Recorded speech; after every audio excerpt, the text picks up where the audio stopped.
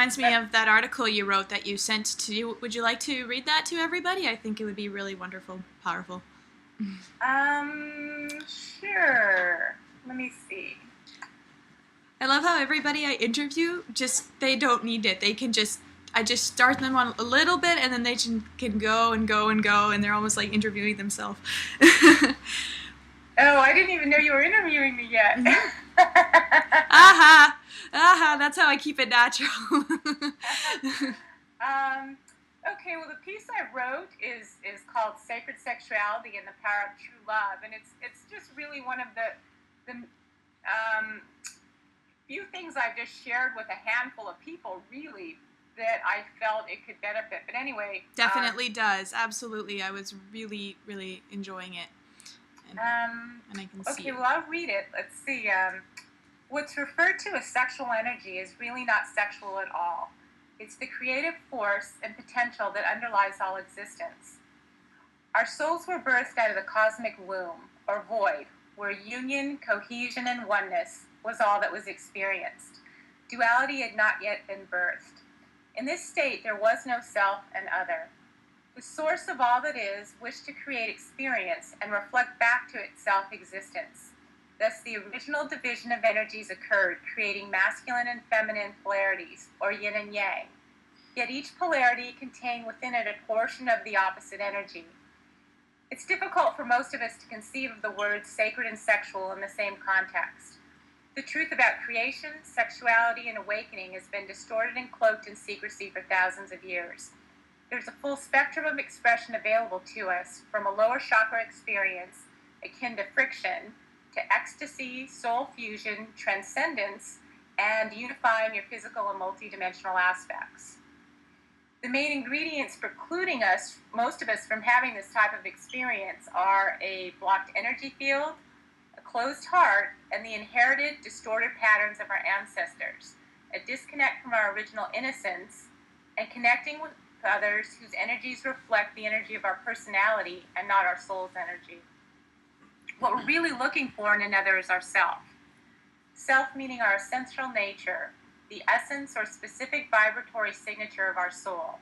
When we do come into contact with a matching soul frequency, what is reflected back to us in our joining is the love that we are made of. In the beginning, our souls were birthed in innocence and purity, and we experienced all facets of life with wide-eyed wonder, magic, joy, and appreciation. The urge to merge or reunite with that which created us is woven into the very fabric of our being. The original impulse for union was born out of the desire of the lover and beloved to be at one with one another after the original split. The magnetic pull or impulse for union as a soul expression of your adoration and deep abiding love, when truly with an essence partner, your joining is on every level, heart, body, mind, and soul. Your fusion recreates creation itself and blends the male and female energy into a single consciousness. There's no thought involved. It's the natural and spontaneous progression of your soul during its evolutionary journey. The way to open to this type of experience depends upon your capacity to cultivate joy, wonder, and appreciation for all life. When you truly view yourself and your life as sacred, you can reach profound states of awareness by gazing into your lover's eyes and having eternity look back at you. True intimacy requires us to love, honor, cherish, trust, respect, and the ability to truly surrender to one another. There's no drama, manipulating, or reenacting childhood wounds. You love for the sake of loving, because you're so full of love you just have to let it out. In some ways, an attempt to encapsulate an experience of this nature diminishes it. There's no greater power in this world than the power generated by true love and soul union. There's no greater gift than to be given one who truly knows and reflects your essence back to you. For in its highest form, desire for union with another is really the desire to experience their essence. Inherent within this union is the ability to collapse duality, unify the masculine and feminine energies within, and restore balance to the planet. These are not esoteric concepts to me. I've had the gift of experiencing this type of union with multiple soul partners from my original soul family. This path is not for the faint of heart. as along with profound states of union may come all the unconscious patterns preventing one from experiencing union as the natural state of being. It's worth giving all you have, for once you've experienced this type of union, traditional types of partnering based on personality may repel you. Ultimately, all your searching will lead you back to yourself, the self that knows joy is our natural state and love is our true nature. The end. So beautiful. Thank you so much for sharing that. That last paragraph you were referring to when you ascended.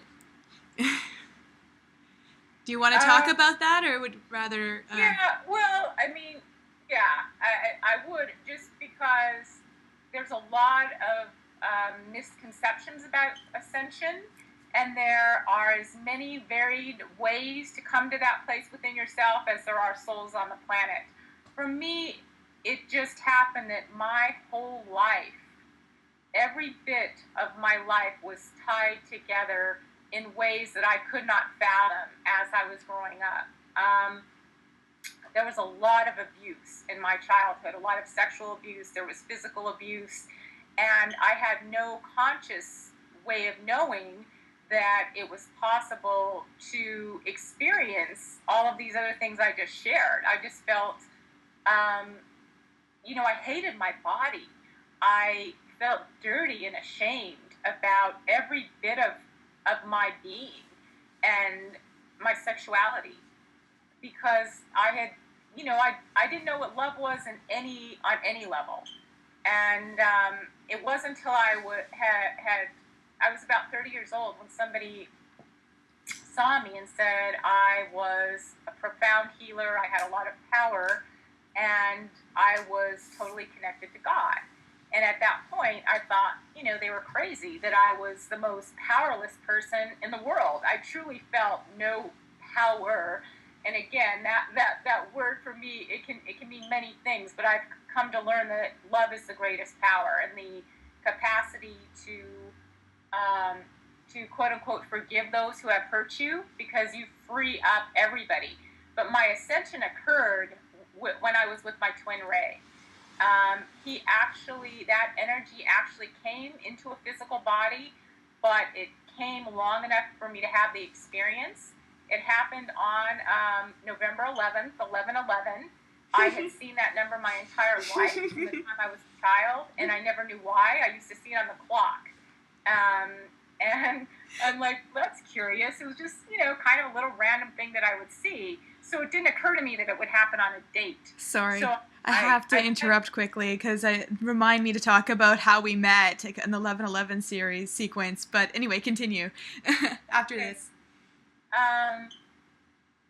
Anyway, I had basically said, as I have said every time I wanted to meet somebody, because I have not ever gone on Match.com, not that it isn't out there for somebody, but I basically asked God to send me somebody each time I've wanted to align with someone.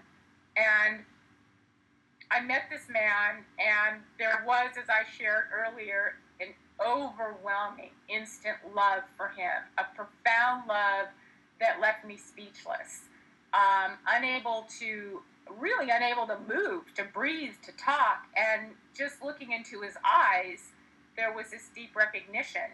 And he asked if he could give me an energy reading. At that time, I'd never had one before, and I said, sure, not knowing what I was, agreeing to. And so I sat across from him, and his hand barely grazed my knee, and I just felt like, shock waves, energy just totally flowing. And so he's giving me a reading, and he's also someone who said I was totally connected to God, and I didn't know what he was talking about. And when it was over, he said, well, I never do this, but I want to give you my card. I would love to see you again. And I took his card, and I was utterly transformed even at that point. And I really just was dumbstruck, didn't know what to make of the whole situation. And that was just before Halloween. And then so less than 2 weeks later, on the eve of November 11th, he called me and asked if he could come to see me. And at that time, I had barely slept for 3 months. I wasn't tired.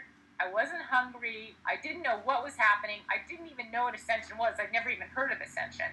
So I knew that I had to be with him. There was no part of me that did not want to be with this man.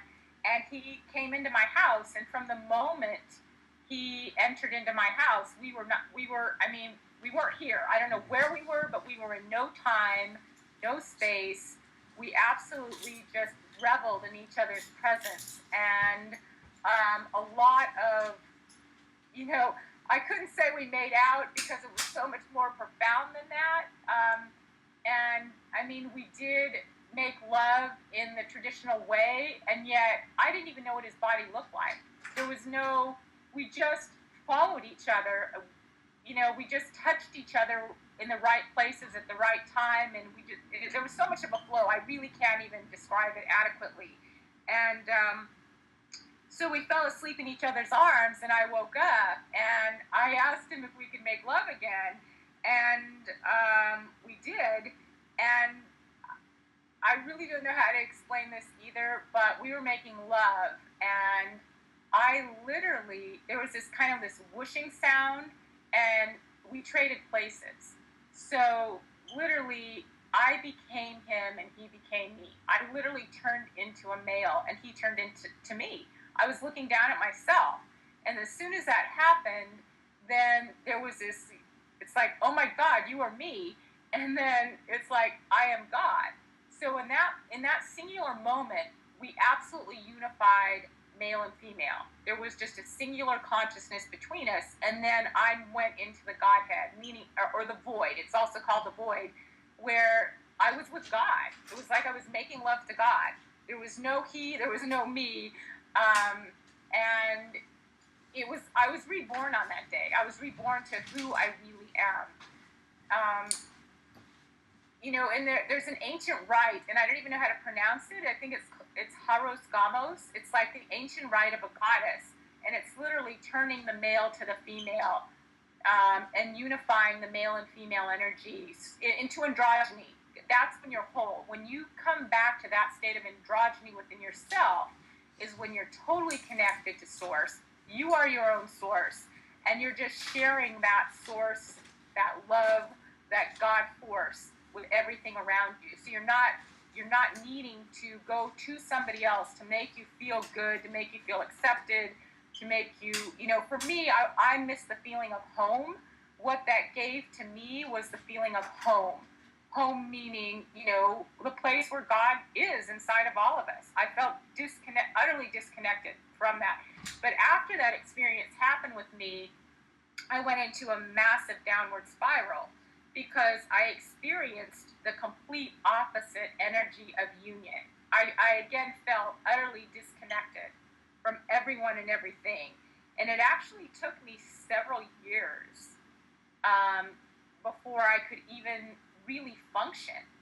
I was profoundly distressed that I was not able to stay with this person. If there was ever someone who was me, it was this other person. But what I was told at the time was that he was not willing to bring that higher aspect, that galactic energy, and hold it in his physical body. And that's why we ultimately weren't together. And as star seeds, a lot of us come here exclusively to bring our energy here, but for a lot of our lives, a great portion of our lives look like everyone else's life. So we don't stand out, and also so we have a true understanding of what it feels like to feel alone, to feel not understood, to feel alien, when in fact we're as far removed from that as we could possibly be. But when you or I speak to somebody, it's not like, well, we read some psychology book that, told us to forgive our mother and father. It's like, I live like trial by fire. I could literally say that easily. But you realize that you're not your childhood, you're not your story. All the things that happen to you, it happens to most of us on the planet. And if anything, it's to look back and to give, a true understanding of what it's like to become empowered after feeling no power at all. It's the potential is there for every single human being on the planet. The children coming in now, even your age group, they don't have to deal with any of this stuff. They're coming in completely intact. They're coming in filled with their own presence, filled with joy, and they're just tapping in all the time to that co-creative individual expression of what they are. And so for anybody who's in the healing genre now, the focus is not on healing. It's on really finding out who you are at a soul level and tapping into that and aligning with that, so you can also bring your unique flavor of the God force to this planet, whether it's, artistic, creative, singing, baking, dancing. It really doesn't matter. If you connect to that part of yourself that is filled with life, filled with joy, whatever your expression is, it will transform everything and everyone around you. And just by you being you and trusting and surrendering and just being an example, walking your talk, right, embodying that as much as you can. And that's really all any of us has to do. That really, truly is, because we complicate it so much. Think of yourself when you have felt amazing. You're so full of life. You're just enjoy. You're in joy. Mm-hmm. Yeah, and I don't know why we complicate it so much. I mean, it's so interesting how many branches this is, turned out, or, exploration that people have done to try to understand it. And the more we intellectualize it. Ah! I lost you! No!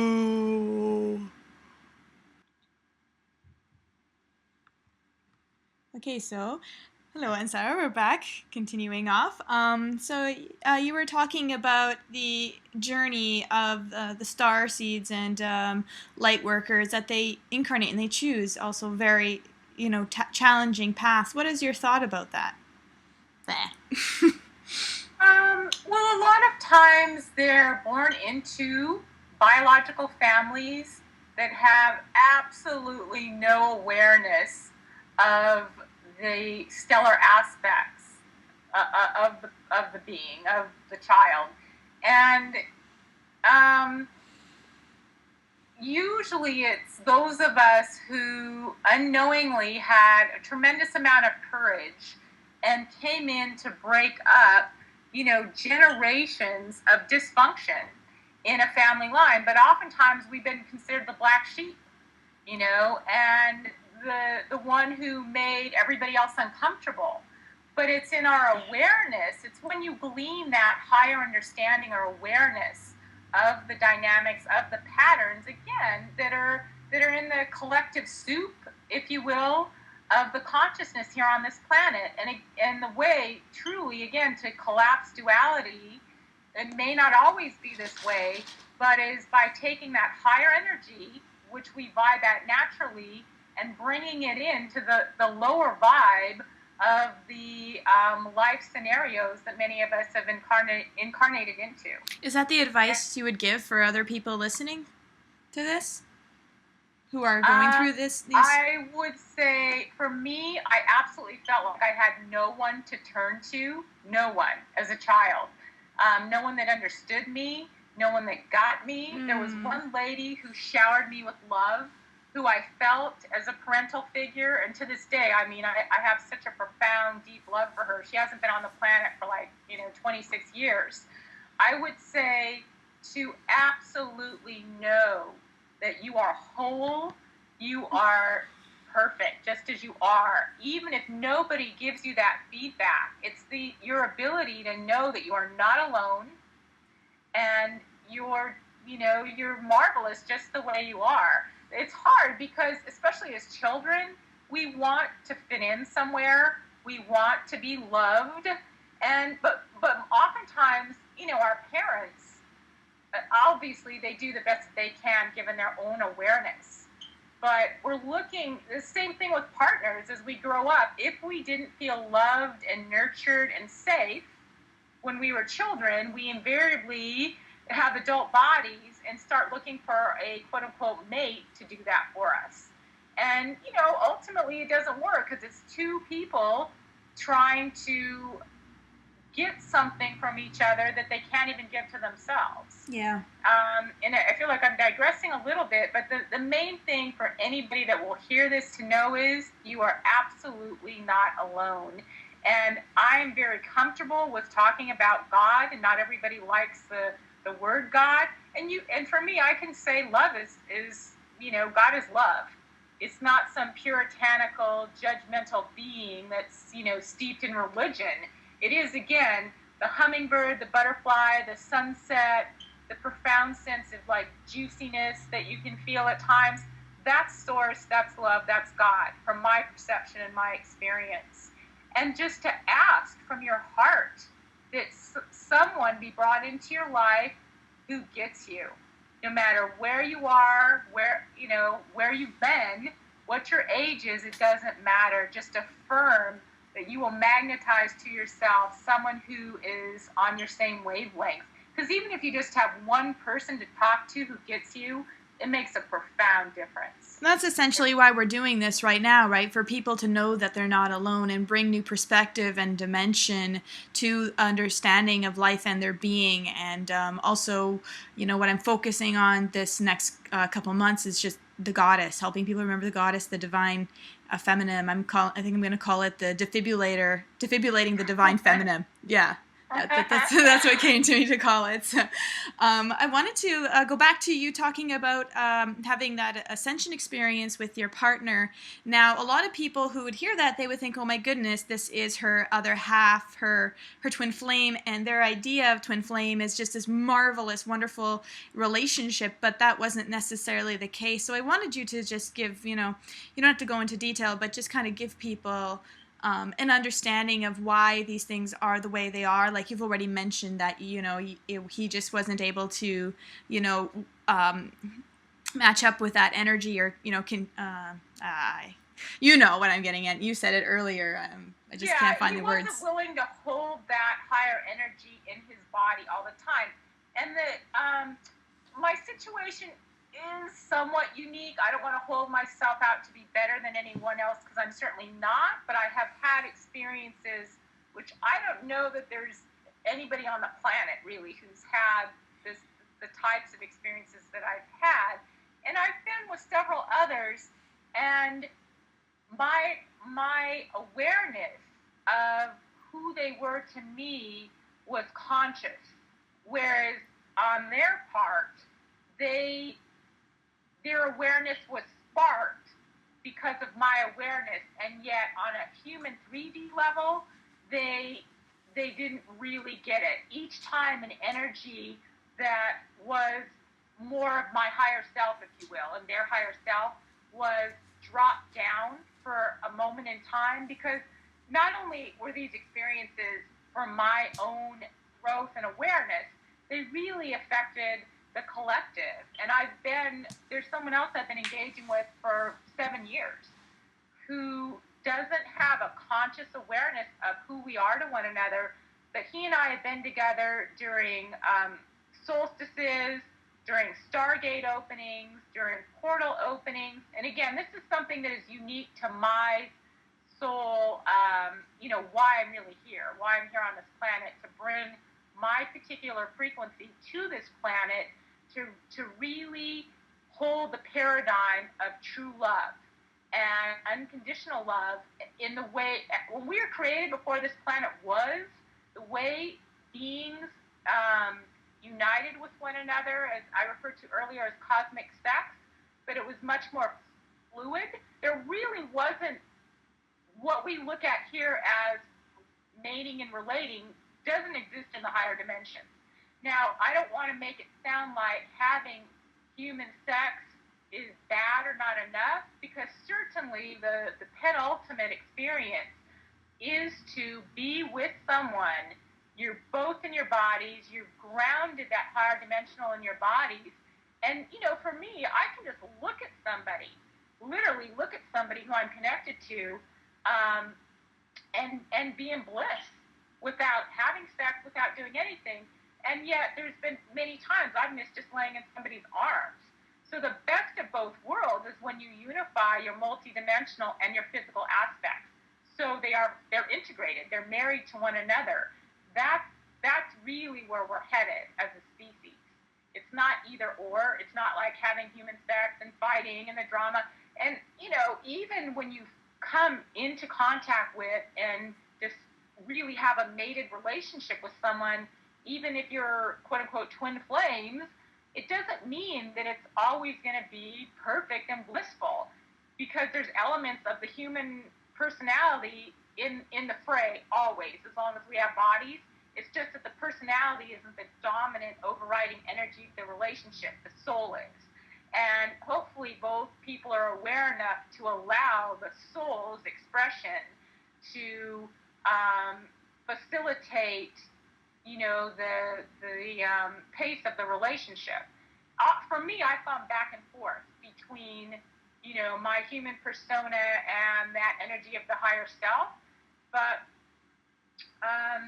I'm not willing to settle. I know what I'm made of, and I've had the traditional types of interactions that people have, and for me, it's just not enough. My ultimate mate, if you will, is someone who is in touch with their multidimensional self, but it's grounded, because I can share all these concepts, but the truth is, if you look at me and engage with me, I live a very simple, some people would even think boring life. So, and I like to say that my energy is galactic, and it is, but my human existence is very simple. And I feel like the more evolved you are, the less you really need anything, and you're just happy. You just go about the business of everyday life, and it's not like a big deal. Even to be ascended and conscious, it's really, you point someone in the direction of home, meaning that they find home within themselves. That's why I've been reluctant or resistant to even being out there, period, because, I've been told forever that I'm a teacher. And the greatest teachers, they just model a position. And by someone being in your presence or my presence, it allows whoever is in our presence to tap into their essence, into their awareness, into their galactic selves. And so they don't need somebody else. They don't need another book. They don't need another teacher. They feel their sense of self from within just by being in your presence or being in my presence. And that's really what a teacher does. They point the way back to the person. They don't say, oh, look at me, this is what I've done and this is where I've been. And, the whole notion of teaching, I can be in the presence of a child. I mean, we're all teachers. We're all teachers, and we're all students, if you want to look at it that way. And ascension is really, it's the beginning, it's the end and the beginning at the same time. It's the end of the focal point of consciousness as, when you look in the mirror and you see your form, after you've ascended that that's not who you really are. And that's really what ascension is. It's the awareness that we are ever so much more than we've allowed ourselves to be, or that we've ever even known, felt, or experienced. This life was not meant to punish us. There's far too many people who think that there's karma and we're coming back here to get rid of our karma. That's bullshit. It's woohoo! Tell it, Ansara. Well, life here was meant to be joyful. It was meant to be as an expression of the Creator. Creating as part of the Creator. It just even the whatever you can conceive, you can create. And as far as power goes, the more love, the more self-love you have, really, that's all you can give to anybody else. You don't have judgment. You don't even see that somebody's black or white, rich or poor, ignorant or intelligent. Those are all, layers of duality. You just see the being. You just allow that person to be, period. We talk about being instead of doing. And when you tap into that energy, you don't even really have thoughts. You don't care what anybody else does, because you just feel so good that, you're content just to exist. And stuff just comes to you. You don't have thought because, we're blondes, both of us, right? And like I always say, right? We're blonde. We don't think because it's a scientific fact. You learn more when you're not thinking, and stuff just comes to you. It's a joke, but it's actually true. I'm so it's, and I've known you for 10. Like I don't know how. Not I can't keep track, but we've known each other for many years, and I'm so glad I finally got you to do this because I wanted to interview you for quite some time. So I love you so much. Thank you for sharing all this. I love you. We're not done, by the way. I just had to say it.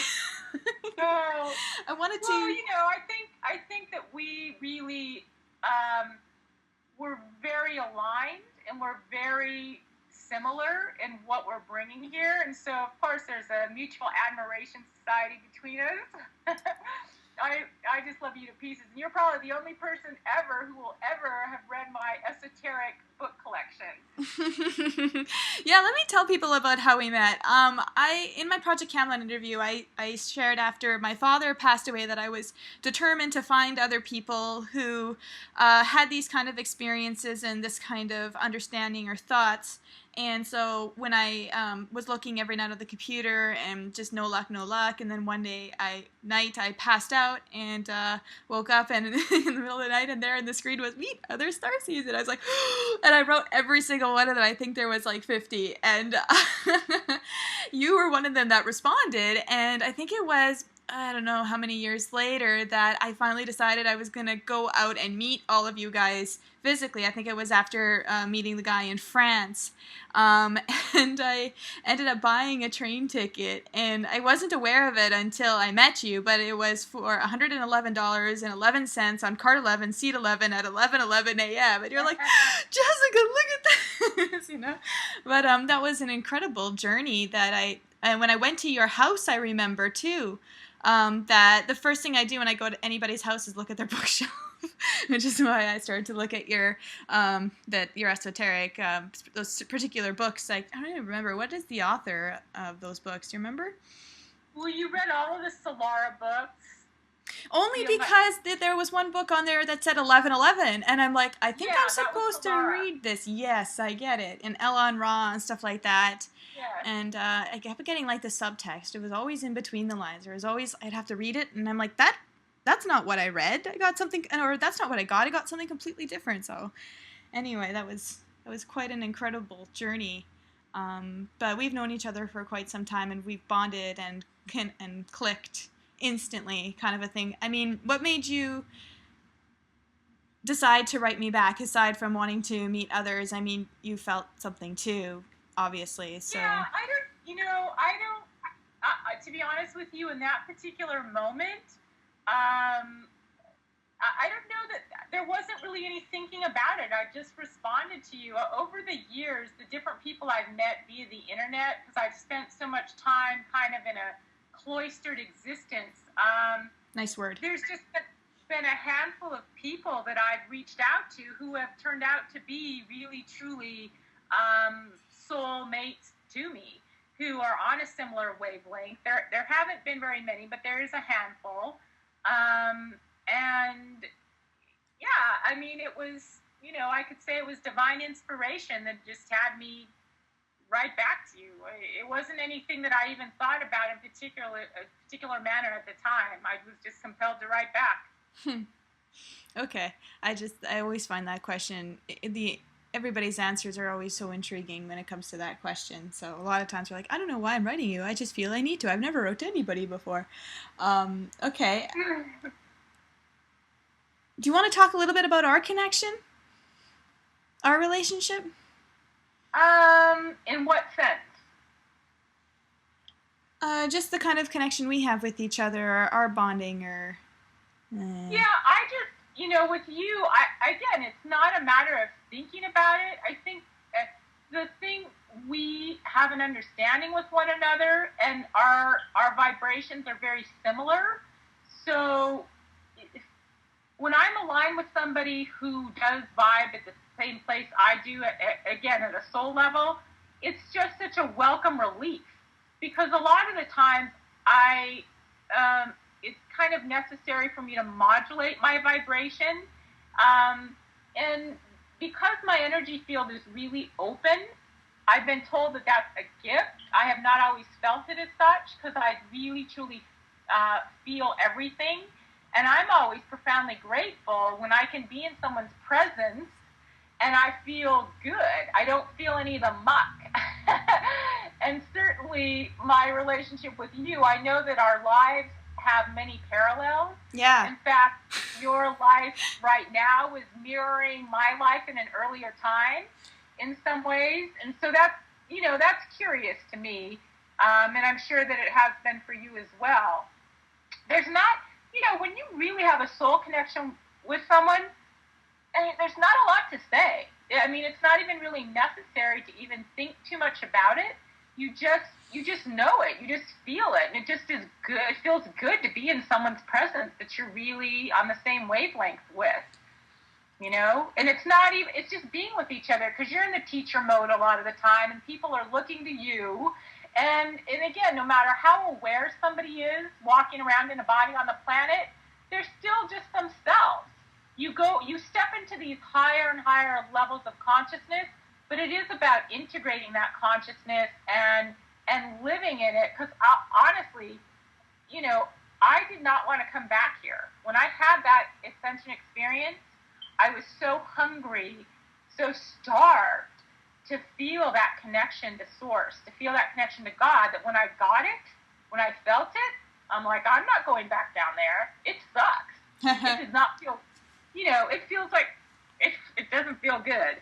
And when I'm with you, and there's only a couple other people, I can be in that energy, I can feel it, I can flow between us, and there's really no need to even think about it. You're just allowed to be who you really are, and that energy flows so effortlessly between people when they're lined up at a soul level. And at the same time, you're still a human being, you're still a woman. The thing that I like about you that I feel so resonant with me, even though I'm physically older than you, is that childlike spontaneity and passion for life that you have, and it's something that I always want to maintain inside myself as well. That is what really draws people to us, is that joy and that childlike enthusiasm. And those are my perceptions on our relationship. I don't know if you have it, feel something. No, it's the same. It's different. It's just funny because when me and you talk, it's just, oh yeah, me too. Oh, I feel that way too. Like it's just we are so parallel. We're extreme mirrors of each other. Like saying everything wrong, but we know what we mean. Yeah, I know.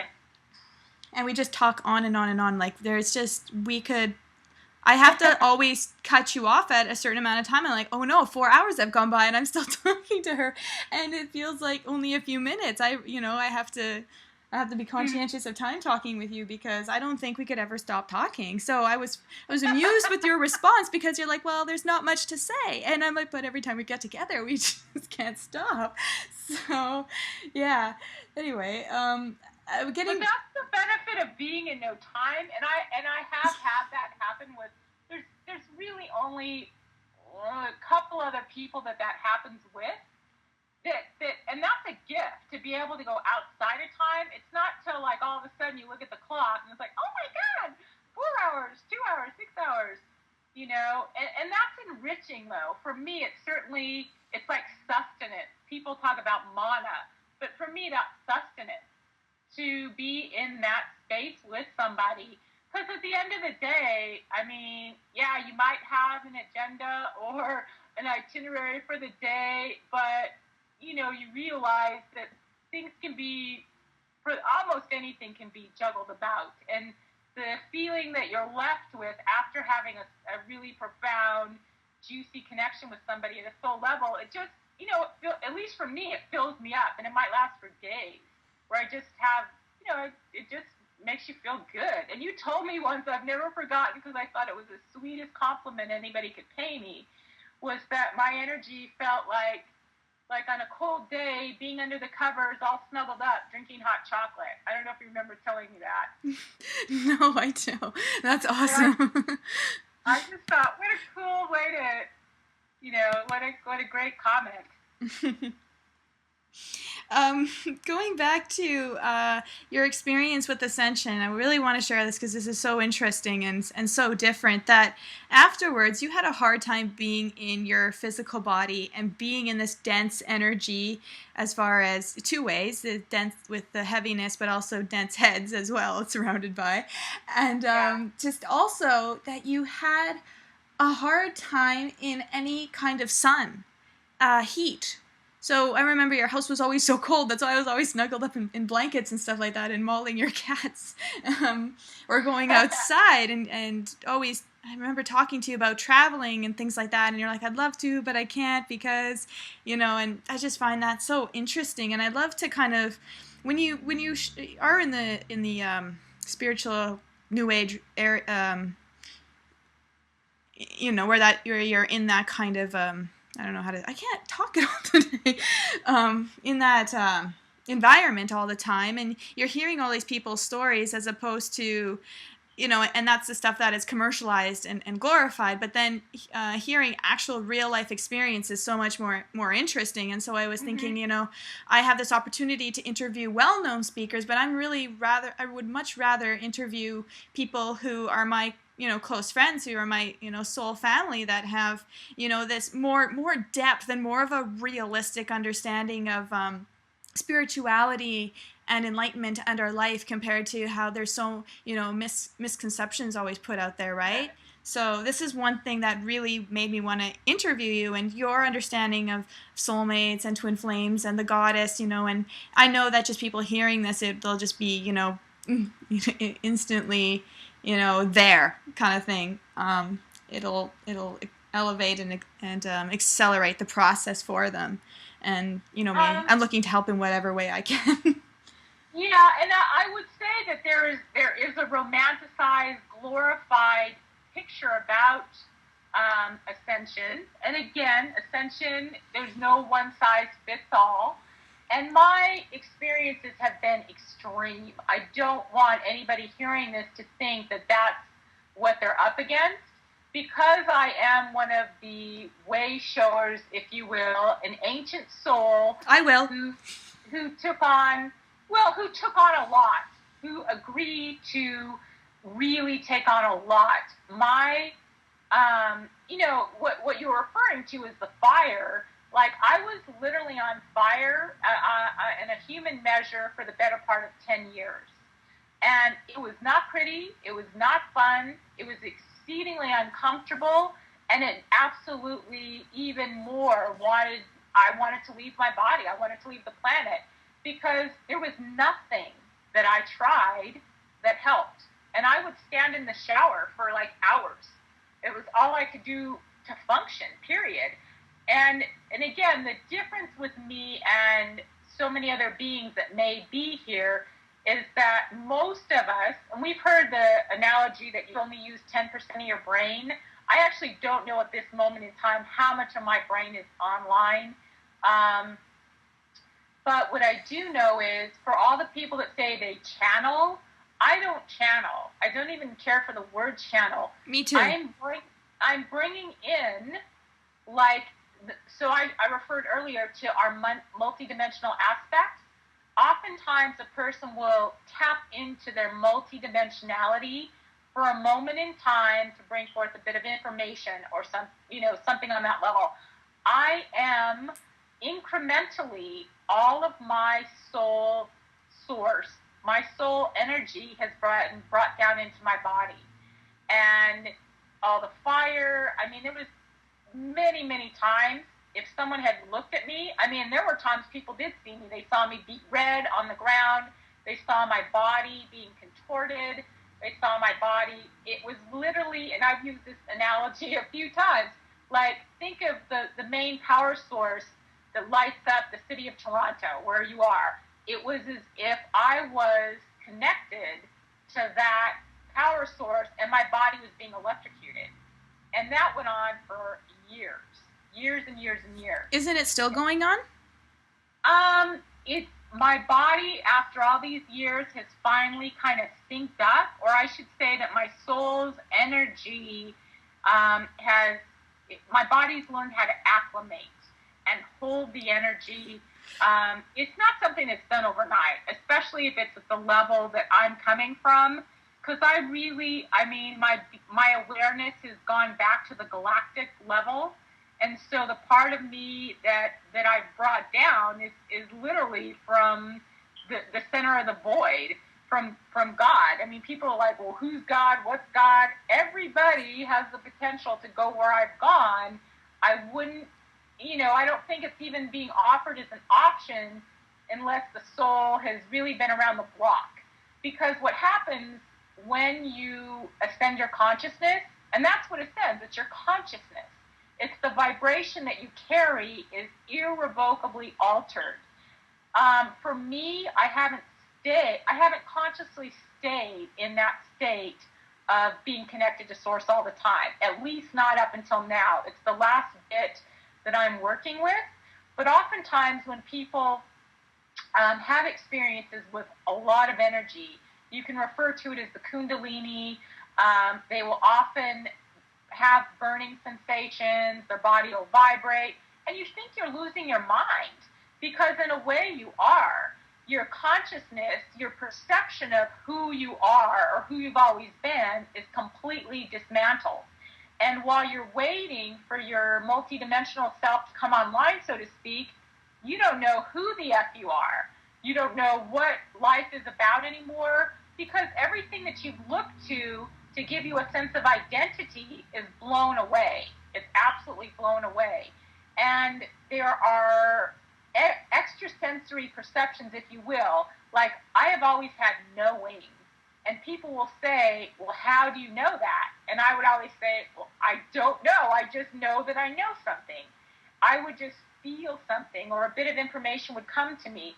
So as your energy opens, you are hooked in to these other parts of yourself, and these other abilities, quote unquote, come online.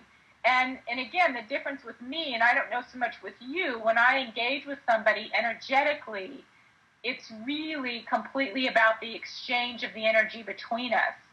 Because I've opened many codes in my energy field, that whoever comes before me then is able to tap into, or I'm able to act as a catalyst to open light codes in their energy field. Yeah, it's the same for me. Through the eyes and just with their energy, and just even if I just talk to them on the phone, I find it happens as well. They don't have to physically be with me either. But ascension in and of itself, I'm trying to think of another word. It's really you becoming pure consciousness. You knowing, so I felt myself during that moment. I felt love beyond, there's no words to describe the love, but I felt myself as everything and nothing simultaneously. I don't even know how to describe it. You'd have to be in it yourself. And, but then you can never look at another person again and say, well, you're ugly, you're fat, you're black, you're white, because you just know that what we see in the mirror, God, it's just a speck. It's a speck of infinity. It's such a limiting way of perceiving ourselves. There's so much more to us than what we see when we look in the mirror, and it's about a lot of us who are quote unquote spiritual. Just like I said, I did not want to come back. The challenge for me has been to accept my humanity, to revel in my body, for all of the sublime connections that I felt as a spirit. It's really, truly about grounding my spiritual nature within this physical body and living my spirit, living out life through this physical body. It's not that I have not liked my body. It just felt foreign to me. It felt in many ways limiting to me to be in a body. I think because I wasn't allowed this expansiveness that I tap into, I had to shut down completely. So, as I grew up, and this is another thing for star seeds, if you will, for their own protection. For their own protection, they were not allowed to shine because, just face it, if we, at least at the time I was a child, I would have really, really stood out if I was turned on. If I had been fully activated, people wouldn't, I mean, even now, people that are aware, even people that are evolved, still are uncomfortable or freaked out when my radiance is turned up all the way. Because it reminds them too much of something they're trying so hard to forget, to just enjoy, duality and being a human, for the little bit of time that we have less left to experience this kind of a thing. That's my theory behind that. Yeah, and I don't know that I'd say necessarily enjoy duality, but you don't judge anything or anyone. And in fact, when you have this perception, it's like, so what is good to me may not be good to you. So our perception, it's our perception of something. Souls do seem to enjoy duality when they enjoy like soap operas and things like that. They take that as entertainment, where they don't understand there can be entertainment beyond duality, and that's something that I really would like to work on and help people get beyond. Yeah, but the thing about even that, it's like, and something I wanted to share real briefly, this is going back to soulmates and sexuality. Go ahead, we'll jump around, share whatever you like, sweetheart. Well, no, it has to do with why we keep repeating the same patterns over and over again, because, invariably, two people will get together and they'll think, wow, this is great, we're amazing, let's be together, and for whatever reason it doesn't work out. And then they go to the next person, and, oh, wow, this is amazing, you're great, we're perfect for each other. And unless they both have an awareness, they keep replicating the same patterns over and over again with different bodies. And people wonder why, if they go to a shrink for 10 years, why it doesn't change. And not only do you and I deeply impact somebody on an energetic level, I feel like that's really the only way to have the ultimate liberation or transformation, is by rewriting the DNA of somebody. Because almost every bit of what we're comprised of has its roots in something that's come before, whether it's our own interactions, the interactions of our ancestors. And so people talk about being in the moment. To be in the moment, you have to have no reference point. Be totally clear. I say black, you think white. So for most of us, when something is said to us, it immediately brings to mind an event, situation, memory, and then we go into that. And so if we're always having a counter reference, we're not really in the moment. And what people don't realize about, people talk about STDs and getting pregnant and all this other stuff. And it's a reason that I've been very, selective about who I align with, is because our entire evolutionary history is carried in our bodily fluids. Meaning that when you exchange with somebody, when you have sex with somebody in the traditional manner, you're literally exchanging consciousness with them. You do anyway. It's not like you have to have sex to exchange consciousness, but the fullest expression of that, or the full brunt of it, comes about when two people have sex.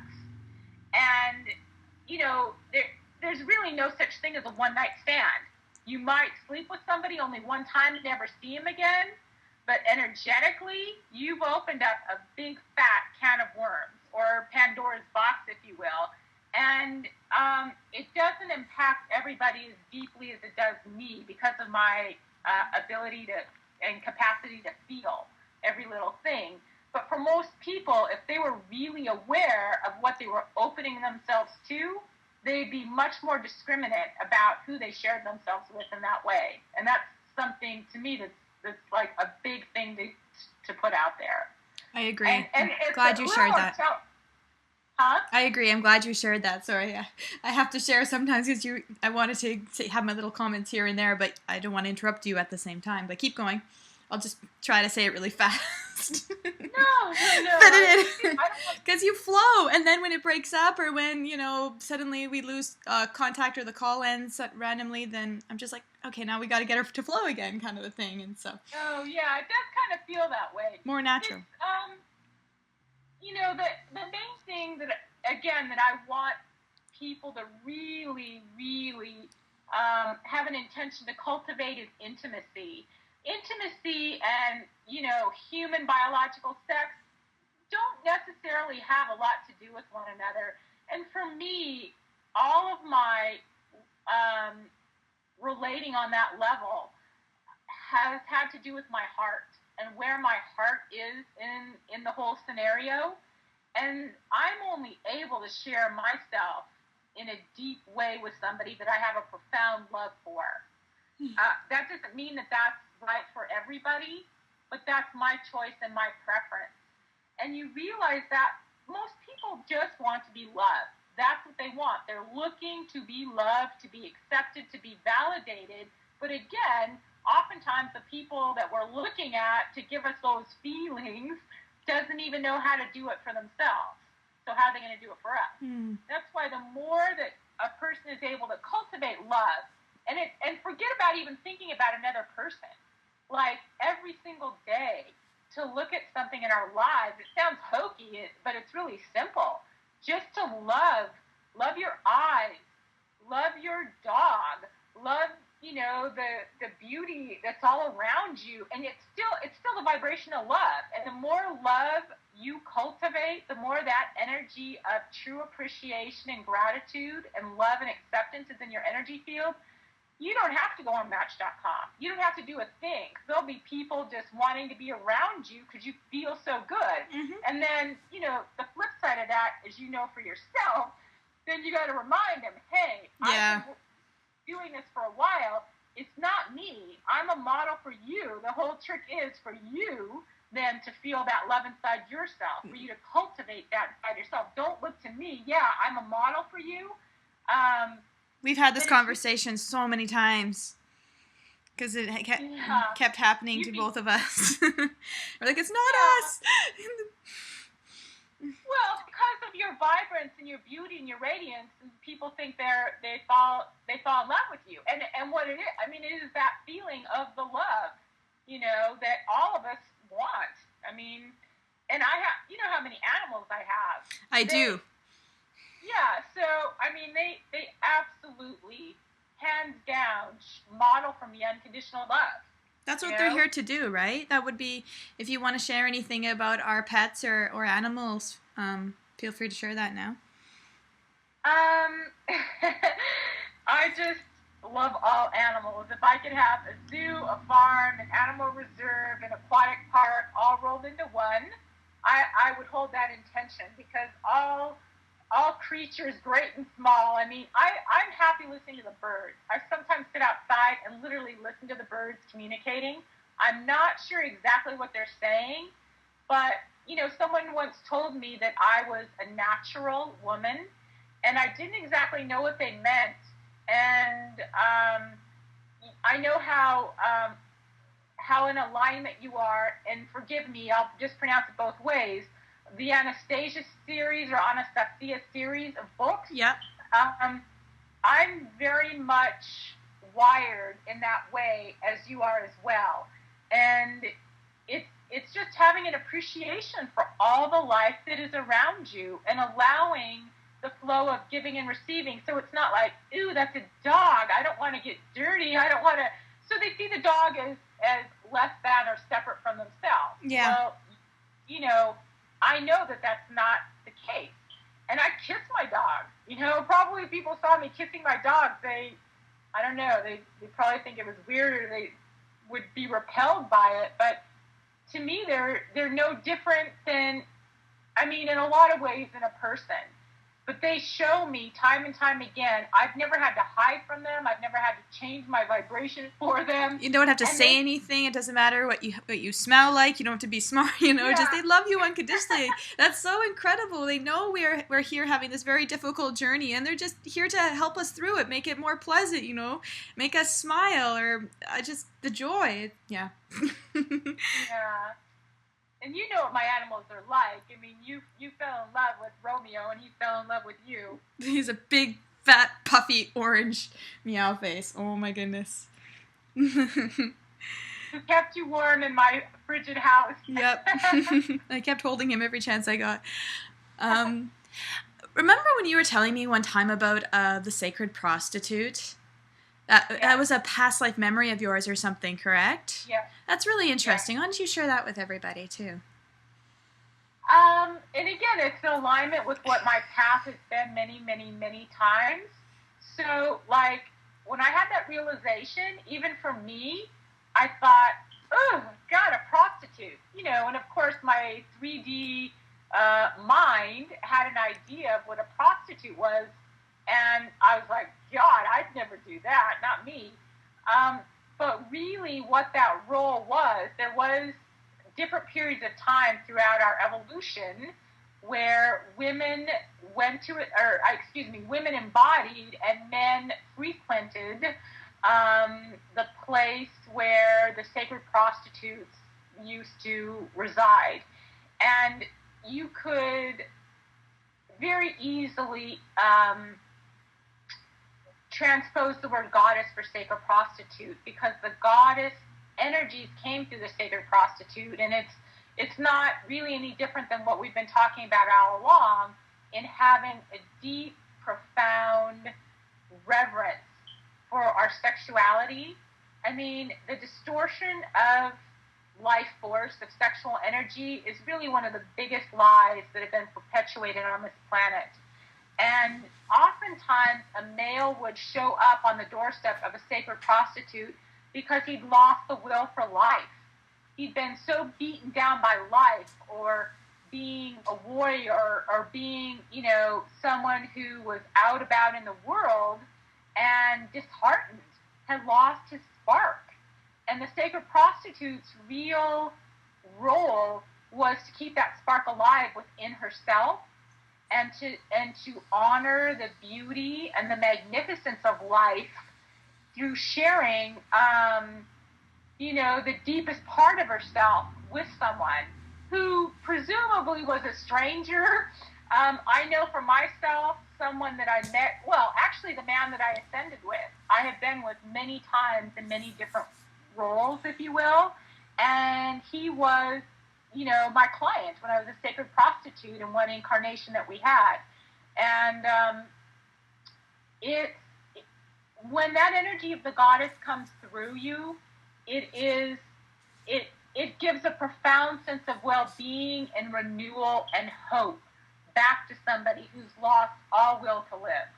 It doesn't have to be that dire of a circumstance, but it was a woman who cultivated her life force to such a degree that she really didn't look out into the world.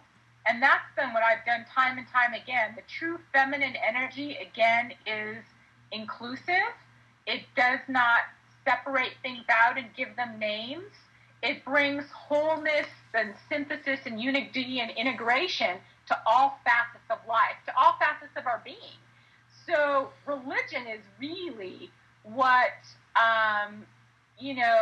blew apart the goddess and the sacred prostitute. With religion, usually the male patriarchal energy would come in and disenfranchise the feminine energy, because, if you knew that you didn't need a middleman, you didn't need a church to get to God, well, that would negate the whole reason for having a church. The church really, I could say religion, all forms of religion, really wanted power over the people, wanted them to think that they needed an intercessor in order to know God, in order to be accepted, in order to be forgiven, when that was absolutely not the case. The actual church, the Christian church, despised the goddess, because the goddess was like, you don't need anything but your own heart, your heart being present right here, right now with me, and you'll feel your life force. You'll feel who you really are. It's not like, you're going to be damned in hell forever because you had sex. It's complete opposite. That's why so many people, this day, right here, right now, the collective consciousness, what's breaking up, the people reclaiming their power, so to speak, if you will, is knowing that they don't need anyone outside themselves. They don't need to be forgiven. They don't need to be pardoned. they've done no wrong. You know, they have done no wrong. In traveling and seeing all these different countries, and always the main thing to see is churches. And it kind of bothered me to see how much time and energy people have spent on these elaborate churches with gold and everything for their God kind of thing. And it's all just kind of just separation from God, really. All that time and energy that we're giving to, look at God as within, this building rather than within yourself. Yeah, and it's kind of, it can be a challenge. It's really, there's no answer to that, really. There's someone in my immediate biological family who was raised as a Catholic, and, I tried to explain this whole thing to her, and she didn't get it. And I was really frustrated because I wanted her to get it. But I realized my frustration, the energy of frustration, took me out of my connection. Yeah. And really the only way to show somebody is, again, to be in that state. Mm-hmm. You can't really explain stuff to people from an intellectual level and they get it, because it's at a feeling level that somebody really gets it. And it's a waste of time and breath. I think initially, though, churches, I've found, I haven't been as many places as you have, but there's great beauty to be found in church. But here in my own house, I've had so many profound things happen to myself and other people who have come here, have shared time with me, had sessions with me, that, we are the church, if you will. Yeah, that's what I'm getting at. It's within our... And, you take yourself with you wherever you go. I love that saying, and it's so true. And I would like people to appreciate the beauty. I think some of the churches initially, like St. Francis is someone who I totally identify with, and I don't know his full story. I just very recently came across it. And he's filled with the love of God. And he goes to people that are in the church, that are, with all the robes and all the jargon. And he strips himself. He's naked. He's naked literally and figuratively, and says, here I am. I've experienced true life. And you know what? He scares the crap out of everybody, and they don't want anything to do with him. So as we come to different levels of consciousness within ourselves, you talk about the sheeple. One of the first things you said to me when we first met online was that I wasn't a sheeple. Neither one of us are sheeples, that's for sure. But so a person, all of a sudden, they decide that they're not just going to accept what's told to them. And so they go from the collective consciousness to an individuated consciousness, and they start questioning for themselves all of the ideas and concepts that have been, shoved down their throat in a lot of instances, and starting to think for themselves and what feels true for them and what feels right for them. And that's the beginning of someone really opening up to the different aspects of themselves from a genuine place, from a true place. And again, most of the time we get caught up in all of these collective energies because we want to belong. We want to fit in somewhere. It takes a lot of courage to be who you really are, because in many ways it means unplugging from everything. Unplugging from the quote-unquote programs and the mass consciousness. And you stand, at least for me personally, I've stood on my own, by myself, for most of my life, wondering why I did literally like an alien, and why people didn't get it the way that I got it.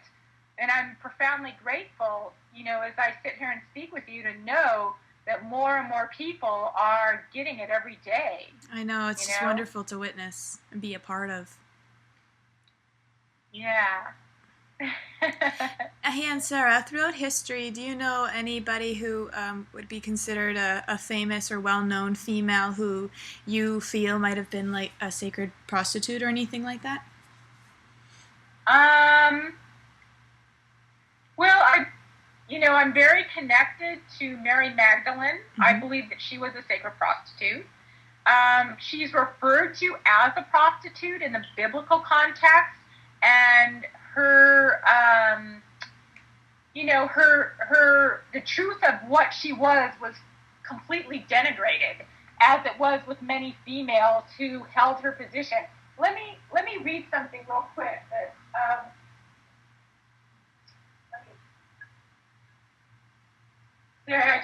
move a bit, because there's a couple things. Most of what I wrote in my poetry has had to do with the energy of true mates, you know, if you want to call them twin flames. Yeah. There was a couple things that I wrote that actually surprised me, but it's really what I felt as well in terms of how I was perceived as a woman, even with the men closest to me. Like, I don't know, you have to really step into it, but when you're really aligned, there is a radiance that's so, you just shine, you glow brighter than the sun when you're in that energy. It's a deep, oh God, I can't even explain it. Let me just read this poem, and this is really how women have felt for a very long time when they've been in this energy. Sacred, honored, holy harlot, your secret shall be kept no more. They tried to stone you. They tried to disown you. What is it that made them hate you so? In you the power of all life. They could not contain you. Their disdain for you was cloaked in the darkness of their souls. Bride of God, unblemished and pure, they could never capture the light of creation which streamed forth from your holy heart. Pour out your mercy upon them, for they know not what they do. So that, for me, really represents,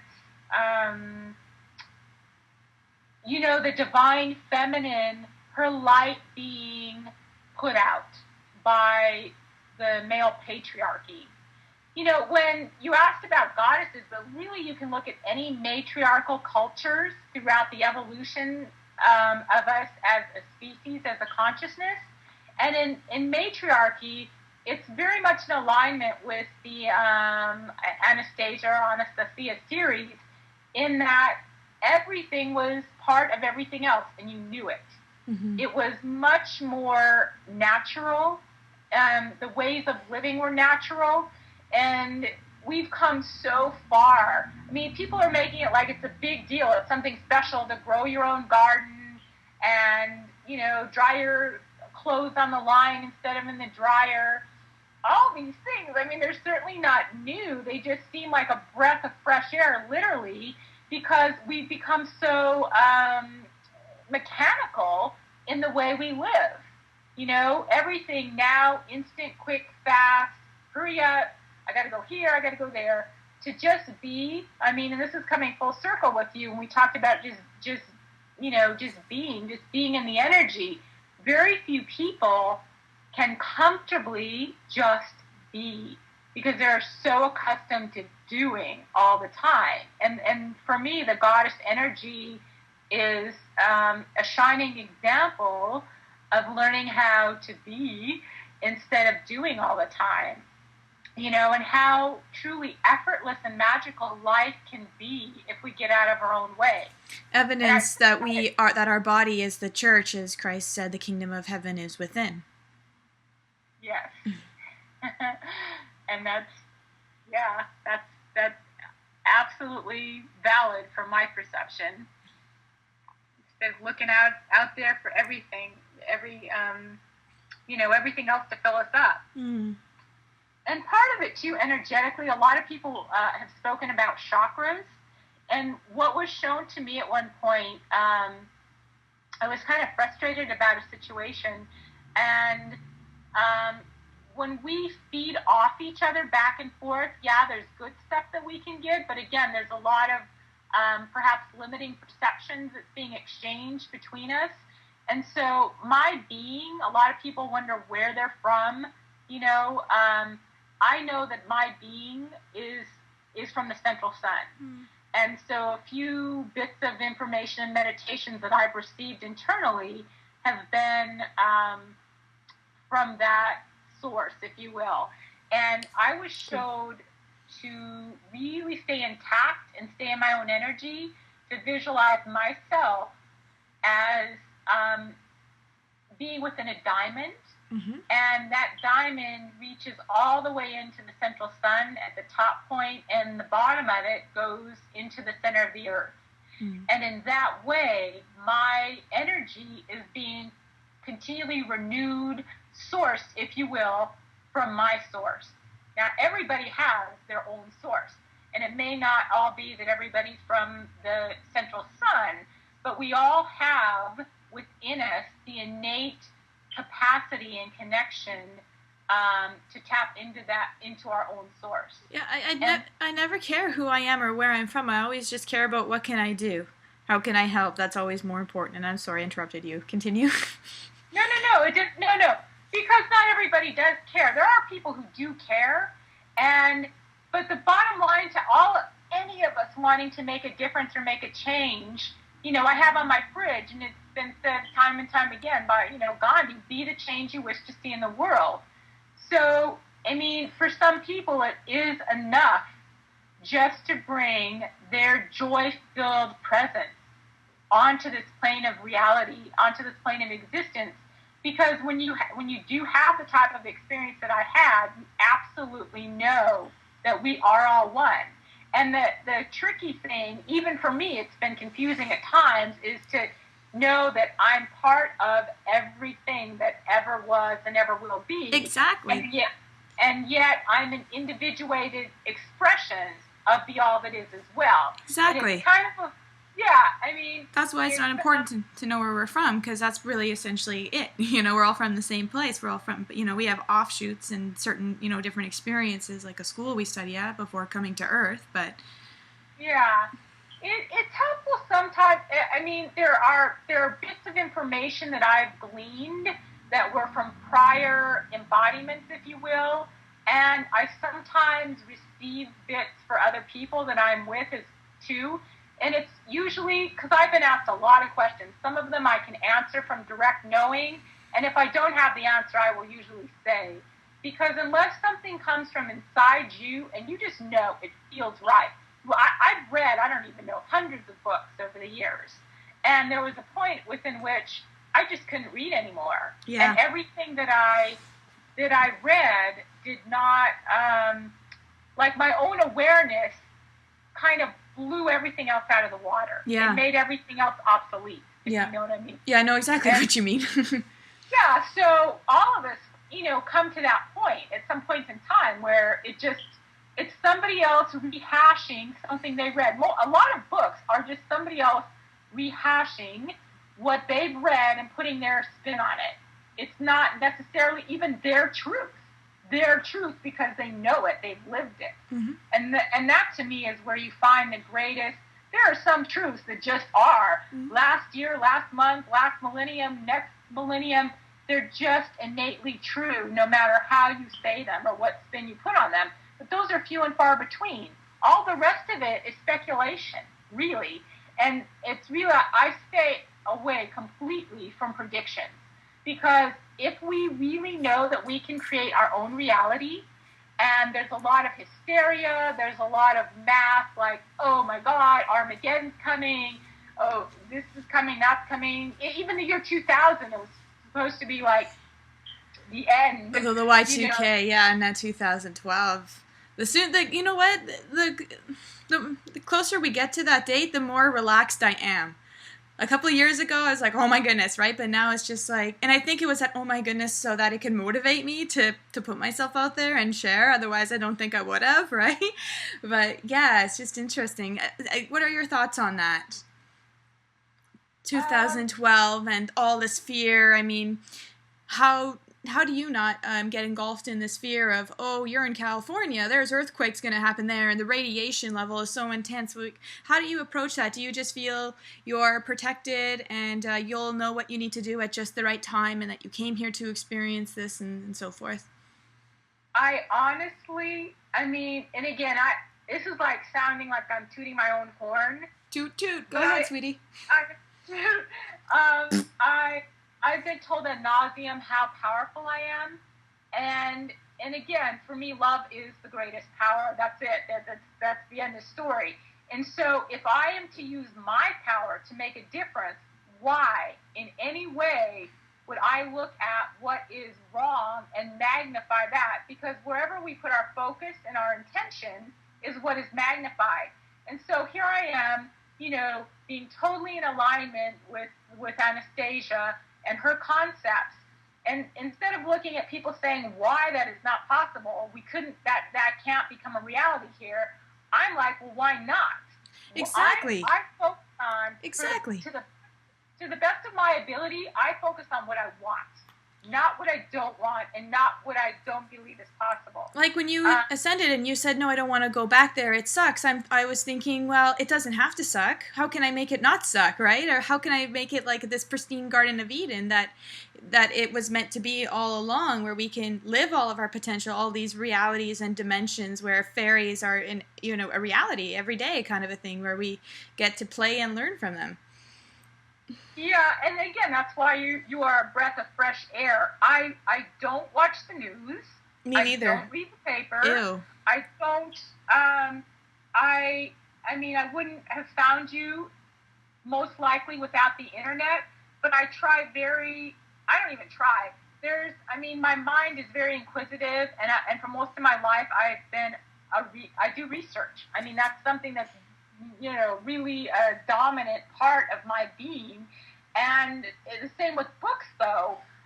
At this point in my where I'm at in my awareness, there's nothing out there that really interests me. It's just all stuff being rehashed over and over again. And if we are the way showers, which I know we are, and we're to bring heaven to earth, you look at heaven. You don't look at the perceived ills of this planet and what's wrong. You bring that. What I was told to do a long time ago, even with the energy of twin flames, there's a lot of information about soulmates and twin flames. A lot of it I do not resonate with, but I was told not to even look at any of it, to go to the consciousness, to go to the time and place where twin flames were the norm on other planets and other star systems, where you aligned out of choice with that being, and I felt myself. I've seen myself, not like if I looked at you in a body, but like in a higher dimensional way. There's absolute freedom, flow, magic, and creativity when you're in that space, and it doesn't necessarily need to be with your twin flame. So the more I can focus truly on love, on really creating a space of love, and for me, you create a space of love by focusing on love, not on what gloom and doom scenarios have been projected for this planet, whether it's 2010 or 2012. Mm-hmm. There are, I do need to say, for my own self personally, there are certain timelines that I have participated in and that have been key to my own evolution. Just as I talked about ascending on 11/11, that was an encodement in my cell memory, and it did happen on 11/11. And there's other Stargate openings and portals that I have been aligned with that have had, there's been key transitions within me that have occurred at certain really preordained times.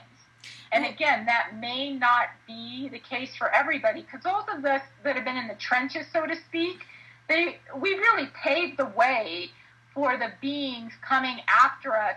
The path has already been made clear, and they don't need to repeat the steps that I've gone through. It's much easier for your generation and the generations coming after you and the children coming in. There's a space for them now. You pioneered it, made it possible. Thank you. Oh, you're welcome. Pave the way, maintain the light, hold the consciousness, and then pass the baton. Yeah, but that's the biggest thing is people think life here, like if you're here, not you and not me, but a lot of people think that this was, you're put here to be punished in some way, which is the furthest thing from the truth. Oh yeah, erroneous. This space, I have vague memories of this being the absolute shiniest, most sparkly, most pristine, most beautiful place that there's ever been. And my understanding is, I don't have a full recollection, that it was so splendid that many beings throughout the cosmos wanted to come here. And just like, talking about when you work with people and you feel so good that they want you, they want that energy, rather than cultivate it from within themselves, that other beings from other planetary systems came here and wanted the energy. Yeah. But they weren't willing to align with it. And so what ended up happening was they brought their energy here and distorted the purity that was here. You think that?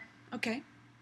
Yeah, I mean, I do believe that that's true. In a nutshell, I won't even go into any specific details, who did what to whom, but this place was once a place of absolute balance and beauty, and just, magnificent. And that's really what the intention is to return this planet to that which it once was when the Creator, breathed life into it to begin with. Mm. Beautiful, well said. Do you remember, or any kind of, you probably do remember, but any specific past life or future life or memories of lives on other planets that you want to share? Yeah, I just recently had something come up, and it was extremely uncomfortable. And I, in fact, needed help from someone to be able to resolve it. And what she indicated to me was it was something, again, that I was transmuting on a collective level, that it was not from this planet, but it was an energy that was brought here from another star system. And I think that there is some advantage to, quote unquote, knowing past lives, but the truth is they're not really past energetically. Yeah. So if we speak of past lives, future lives, they're all going on simultaneously energetically. Of course. And the greatest... I said, yeah, I agree. I mean, this is things I share all the time. But just when you were talking about the sacred prostitute past lives, I know they're just tools that we use, in order to help people understand, stepping stones, to understand very vast concepts, right? Or simplify it the best we can. So. Yeah, that's really the main reason. And oftentimes people want to know their past lives. They go, well, what was I and what did I do? And I've had some pretty grand past lives. I mean, my position here now, I know that I've come at key transition periods, meaning that, the one thing I'll say, it's not so much about 2012, but it is the end of a long evolutionary cycle. It's the culmination of like a 26,500 year cycle. And this is kind of, I've thought about this for myself, and it's kind of hard to real briefly encapsulate it. So, what I personally believe is that our consciousness carries the archetypes and energy imprints of the times we've incarnated. So, say you incarnated in Lemuria, and you incarnated during the revolutionary period. And so for each time we've incarnated, we've picked up the consciousness and construct of that time frame. And that's why when we all come together, we are, even though we're all connected at the purest level to the one, to the essence, that's when you stripped everything else away. And there's nothing left but you and your essence, your God self, your spark. And so when people are like, quote unquote, doing work, and they're trying to understand why they respond to certain things, because for me, I've always loved books. I learned how to read when I was 3 years old. My grandma taught me how to read. And I've gone to bed many times with a pile of books on my bed. And so you would think, well, there's no big deal to that. But it's like everything that we do has its point of origin somewhere. But the truth is, once we are fully online, everything that we've ever done opens up to us. So all of our abilities and talents, and again, it makes everything else moot. You don't really have to do anything but activate yourself, and then all of a sudden, you might know these crazy geometric structures, even though you've never, studied math or geometry, or you might. The knowing is, for me, like one of the most profound gifts that I have. And I would say that anybody out there, instead of looking in the world, even how to fix the world and all its problems, again, look at what brings you the greatest sense of joy, the greatest, if you want to share your heart with somebody, your passion with somebody, what is it? And it doesn't matter what it is. It's just you being in alignment with it and sharing from that space. And again, the more each of us are truly aligned with our essence, with our multidimensional self, and many people they won't even be aware of it. They can be a galactic being walking around and they don't even know it. There's someone that I love, I gush about all the time, who is, he embodies who he truly is, and he lives that out. Who's this now? Who are you talking about? I'm talking about Adam Lambert. Oh, yes, that's right.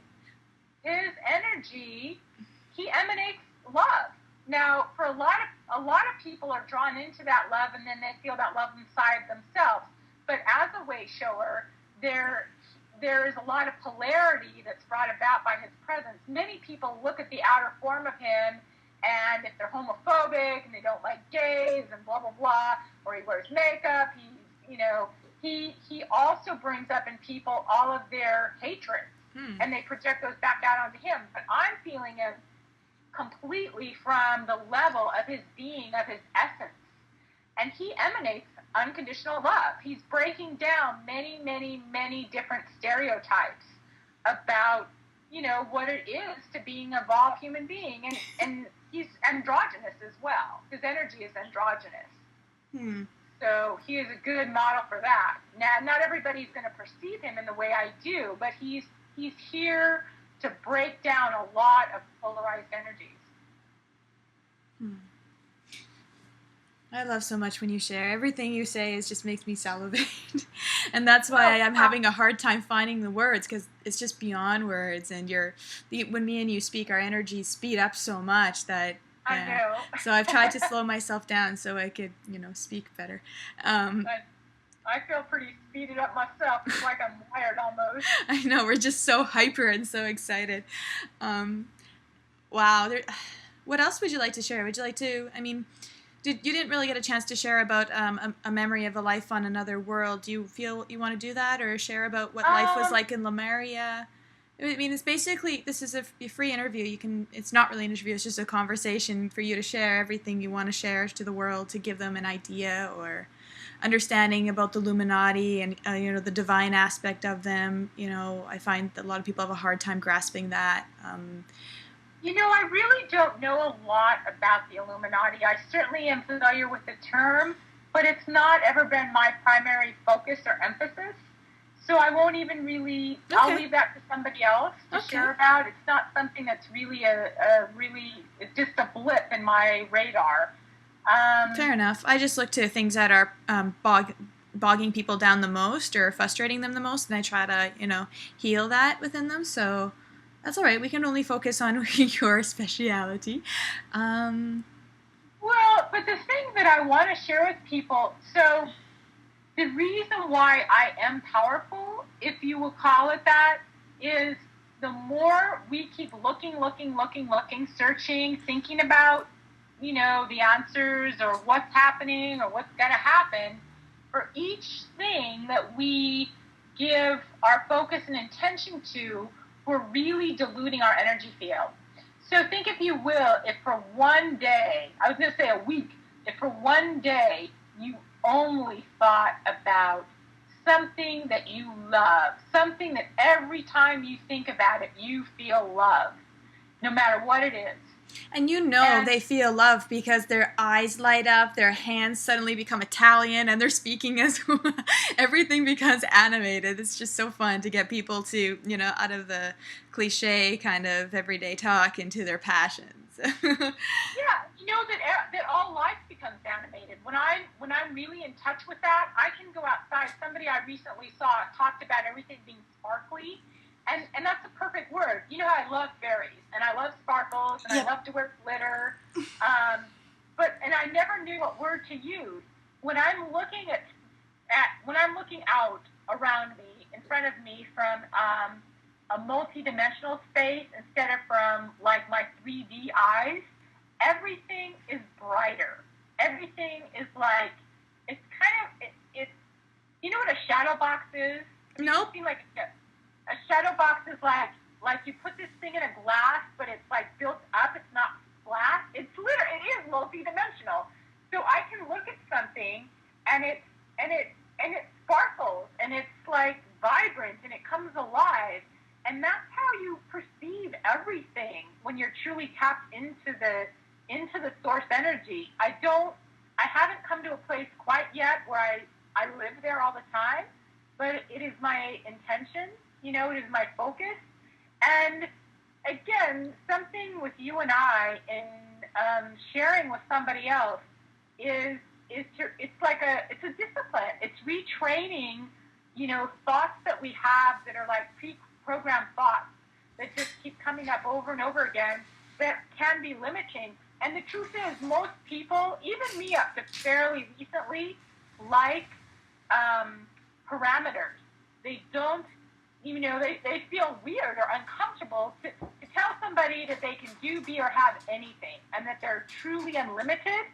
Most people are more comfortable being limited because it's like such a free-for-all to say that, to experience that.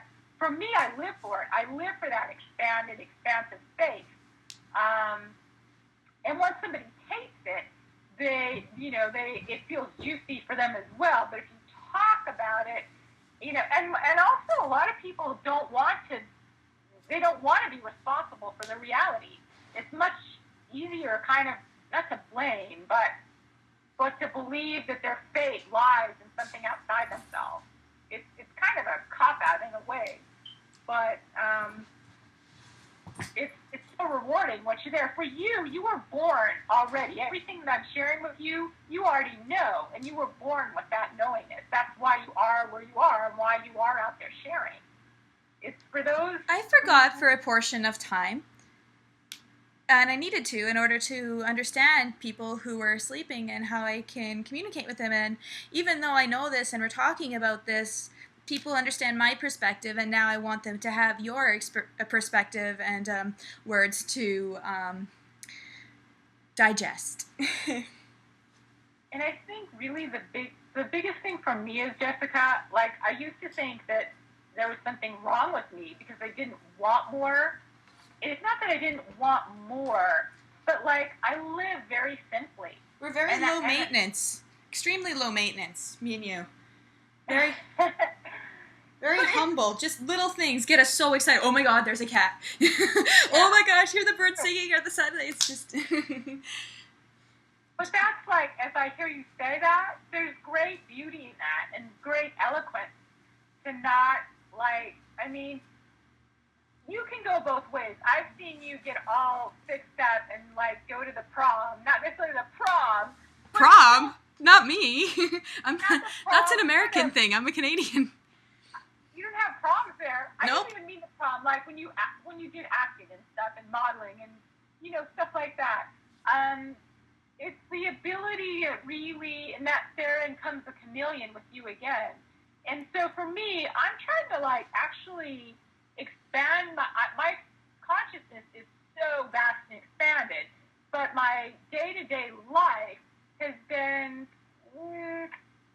pretty singular in how I live out each day. And I'm just now coming to a place where I feel comfortable enough to actually expand within the world, instead of 100% staying in my world. And yet at the same time, I think the trick is for star seeds, wherever they are from, is to tap into their home energy and stay in that energy as they move about in the world. That's really the trick to bringing yourself here and not being bowled over by, the lower energies, if you will. Because for a lot of light beings, it really isn't, for the most part, has not been comfortable for us. It's because we're absorbing those energies that are not of us.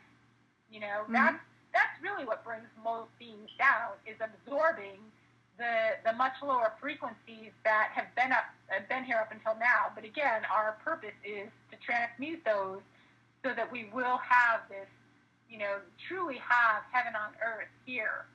Not have to leave our bodies, fly away, be rescued, but that really that space will be here on planet Earth. Yes, it's happening to you now. They'll still get you though, no matter how much you mess up your words. They'll be like, they'll still connect with it. It's so fun, so interesting. So that's the advice you have for starseeds, people who are having such a difficult experiences, being they're light and dark places, and we're this is the task to kind of just take transcend and transmute all the darkness so that we can have this heaven in our physical body here on Earth.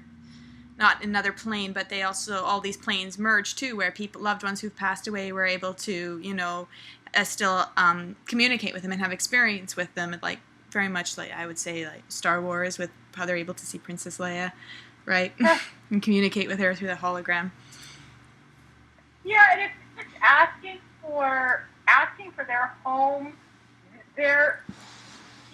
even though it literally has been up until just really recently that I have really felt connected to a handful of people. Certainly you are one of them. Yeah. And I don't know exactly when we met either, and you've met many on your recent travels. Mm-hmm. But it's just affirming and asking within yourself to magnetize to yourself those beings who resonate at the level of your essence. Because then it's like the real deal. It's someone who really vibes where you're at, and you don't have to explain anything because they just know. They know what you know, and they get it without you having to say a word. Mm-hmm.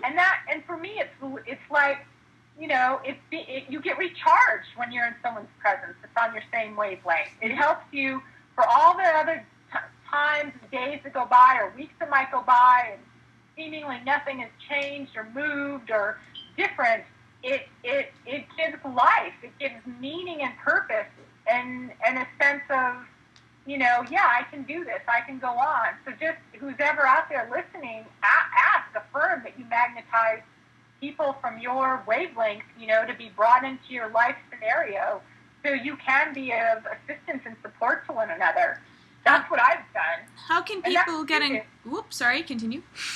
No, that's what you did when you first put out that email on that website, the Big Pond. Yeah, that's where we found each other. Big Pond. That's right. Yeah.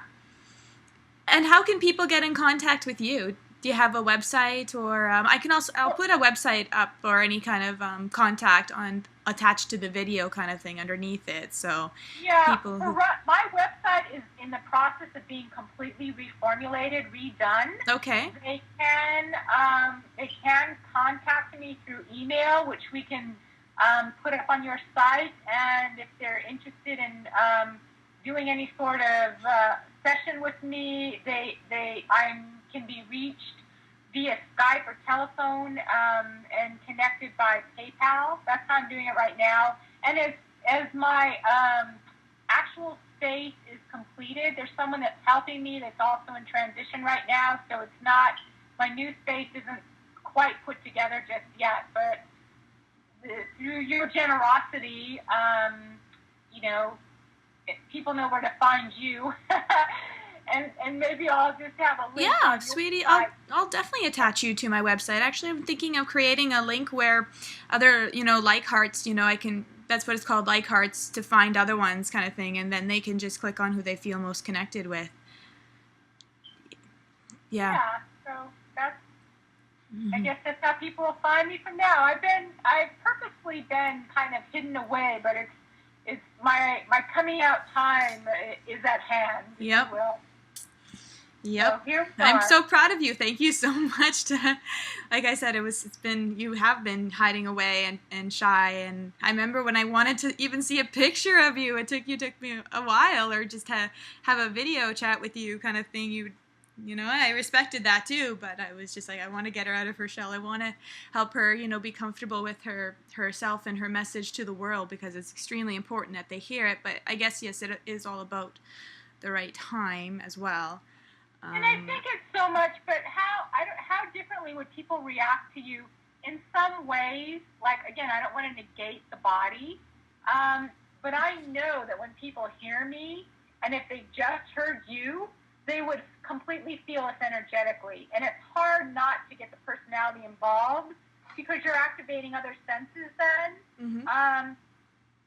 Your exchanges may have been clear and pure if people could just hear you. They would get your vibe, and they would get what they needed from you rather than project stuff onto you when they see you, because you're quite, beautiful. So combined with your energy, it's not always a clean exchange. You're just wanting to share from the sweetness and bubbly, vibrant self that you are, what you are.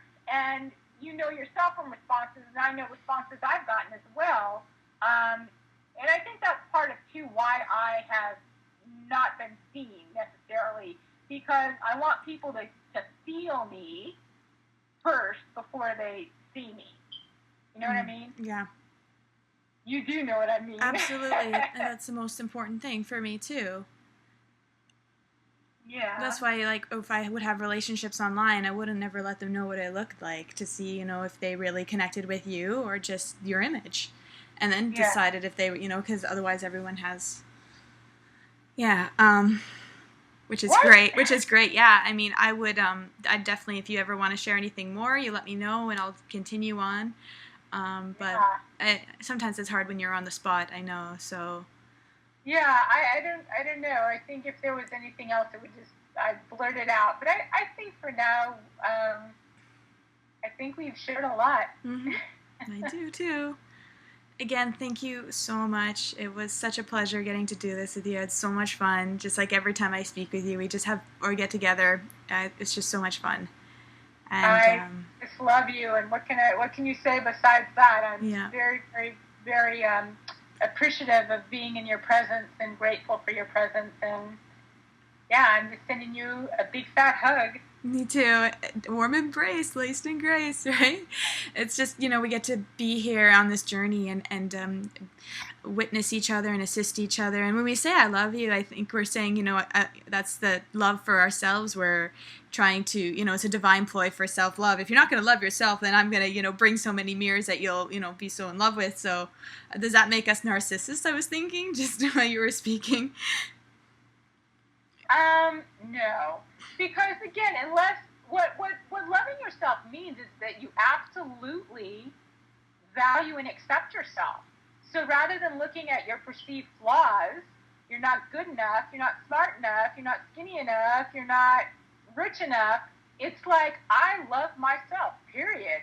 And when you really feel that, again, it sounds hokey, but you know that you're made of love. You really are. That's who you really are. Well, that thought of Narcissus, I was thinking maybe it's twisted. Maybe he wasn't just this egotistical character that was just in love with his own reflection, but basically representing the divine reflection of all of us here on the earth in different forms, human, animal, mineral, and etheric, right? And just falling in love with it.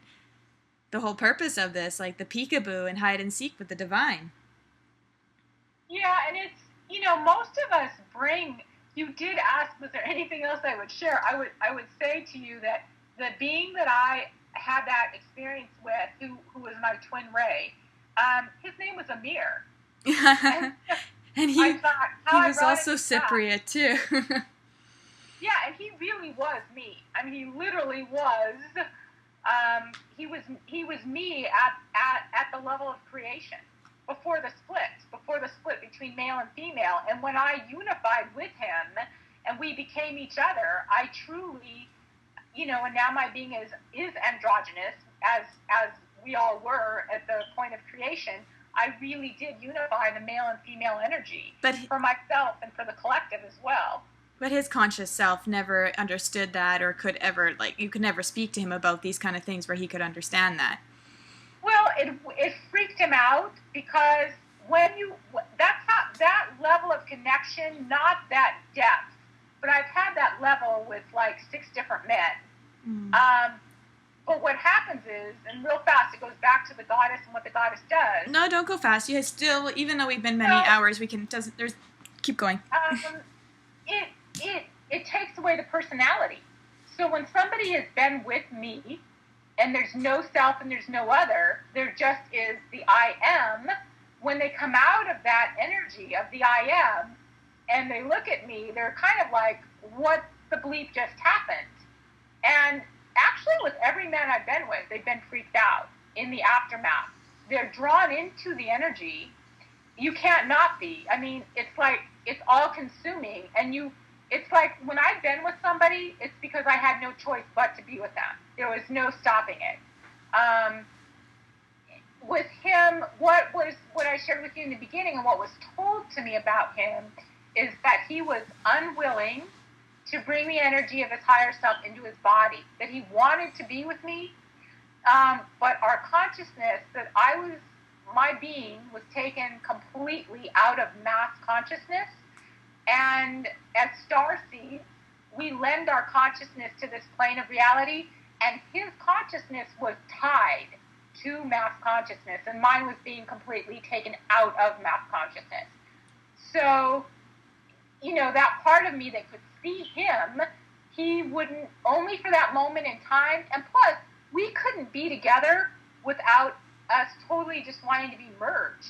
Mm-hmm. Even though he didn't get it on a conscious 3D level, he couldn't even be in the same room with me without wanting to just touch me. But he would freak out. He also saw memories of us from prior incarnations. And the intensity that is there when you're really with a soulmate, it bowls most people over. I'm used to intensity. In fact, I like it. We welcome it. We're used to it, yeah. Yeah. But so for each person I've been with, I'm the one who's had the full awareness of our connection. They've had it momentarily enough so that they would engage with me, and I would have great confusion and great sadness over, I think, well, what happened? Why am I not with this person? And because it was the difference of being with each other completely just as souls, and then engaging from the level of our personalities. And certainly, I even though I'm very conscious and evolved, I had a lot of stuff brought up within my being that I had to clear, that was not clear, that had to be transmuted. But I was always the one who wanted to know, why am I with this person? Why are they in my life? What's going on? None of the males that I was with had the inquisitive mind that I did to want to understand. And, I say in that piece that I read that it's not for the faint of heart. That you have to be aware of what your quote-unquote patterns are, and you have to be willing to do something about it. But the truth is, once you come out on the other side, the freedom and the joy and the expansion that is there is, it's magical. You're aware of me engaging with someone else going on 7 years, who I've had every type of experience with. There's nothing that I haven't felt in engaging with this person. And they also, at a higher level, are completely connected. Our higher selves are completely connected. Yep. And yet, the conscious awareness has not up to this point been within them. And so, at the end of the day, I just have to let go of the sadness and frustration that I felt, really, with all of these people, at not, getting it,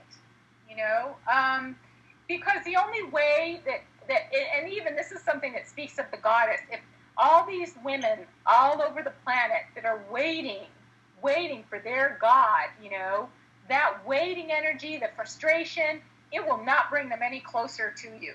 It's just like waiting for change, waiting for somebody to fix this world rather than us going and doing everything we can. Yeah, it's the knowing, it's holding. So it's like, if you have vision of perfect love, and I do, and I have felt it, it's holding that space, it's holding that paradigm, it's holding that energy. And again, I was told by several different people over the years that I am bringing in the paradigm of true love. And the way that I've experienced it and the way that I know that it can be, most people don't believe it's within the realm of possibility, that it's too much like a fairy tale, that there's no such thing as a perfect love. But I absolutely know that it is true. It is real. But the way to bring it about here now is to stay in that energy, to hold that as your focus, not to look at the other person and what they're doing or not doing. That is not going to bring them in. Holding, again, focusing intention on that which you wish to see, not with what's wrong. That's like the biggest the biggest hurdle for most of us. Whatever the reason is not looking at what needs to be fixed, at like, what would it look like? What does it feel like? It's already fixed. There's nothing to fix. That's the energy to hold. The wholeness of the picture of reality, not what's wrong with it or what needs to be fixed. And it's really interesting to see how all people who you just always tell me about your random interactions and the strangers that meet you immediately have this incredible connection with you. And then there's your family, your the father of your children, Amir, and, you know, even your children don't understand you, kind of a thing. And because people would assume, oh, they must have really, you know, conscious children as well. And but that's always not necessarily the case too. Do you want to share a little bit about that? Yeah, and to be honest with you, I absolutely don't know the reason for that. It is definitely the case. The people closest to me in my biological family, none of them see me. When my energy's been really, really high, they felt it, and it has had a transformative, transmutive effect on them. You know, the man that I was married to, our relationship was steeped in masochistic, misogynistic, codependent, patriarchal energy. It was not pretty. Even though when I was with him, the very first time I was with him, and I've shared this with you before, Jesus showed up in the bedroom with us. I mean, literally was there with us. And I stayed with him far longer than was good for me because I attributed that experience to him, thinking that he was the one that created that experience when I was the one who created it. And so for so many women, when we talk about giving our power away, it's not that we're giving it to the person. It's that it was already given away due to the patriarchy, because women for thousands of years have thought on a very deep level that they could not exist without a man. And it wasn't something intellectual. It was like ingrained into their DNA, you know, that fight for survival where the woman needed the man in order to protect her and keep her safe and feed her. So I experienced with him that primal level of like, oh my God, even though when we met, I was the most independent person you'd ever meet.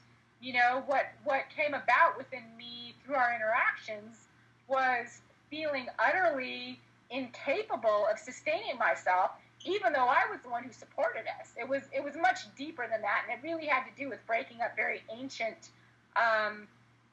patriarchal energies. But with him, I saw him, with each man I've been with, I could see them. But even, it's been one of my greatest sorrows, if you will, to have the people close to me and my biological connections not see me for who I really am.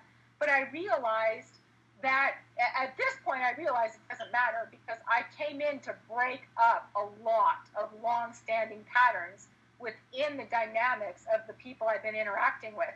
I mean, there's quote-unquote strangers who have barely met me for a moment and feel my essence, and it activates theirs, and they're crying, and they think they're in love, and whether it's a man or a woman, they feel a deep, profound sense of connection to me. I've never had anything like that with anybody who is in my biological realm. So, and I do think that that's often the case for many of us, quote-unquote starseeds, that we have been born into situations primarily to transmute the energies within those family dynamics.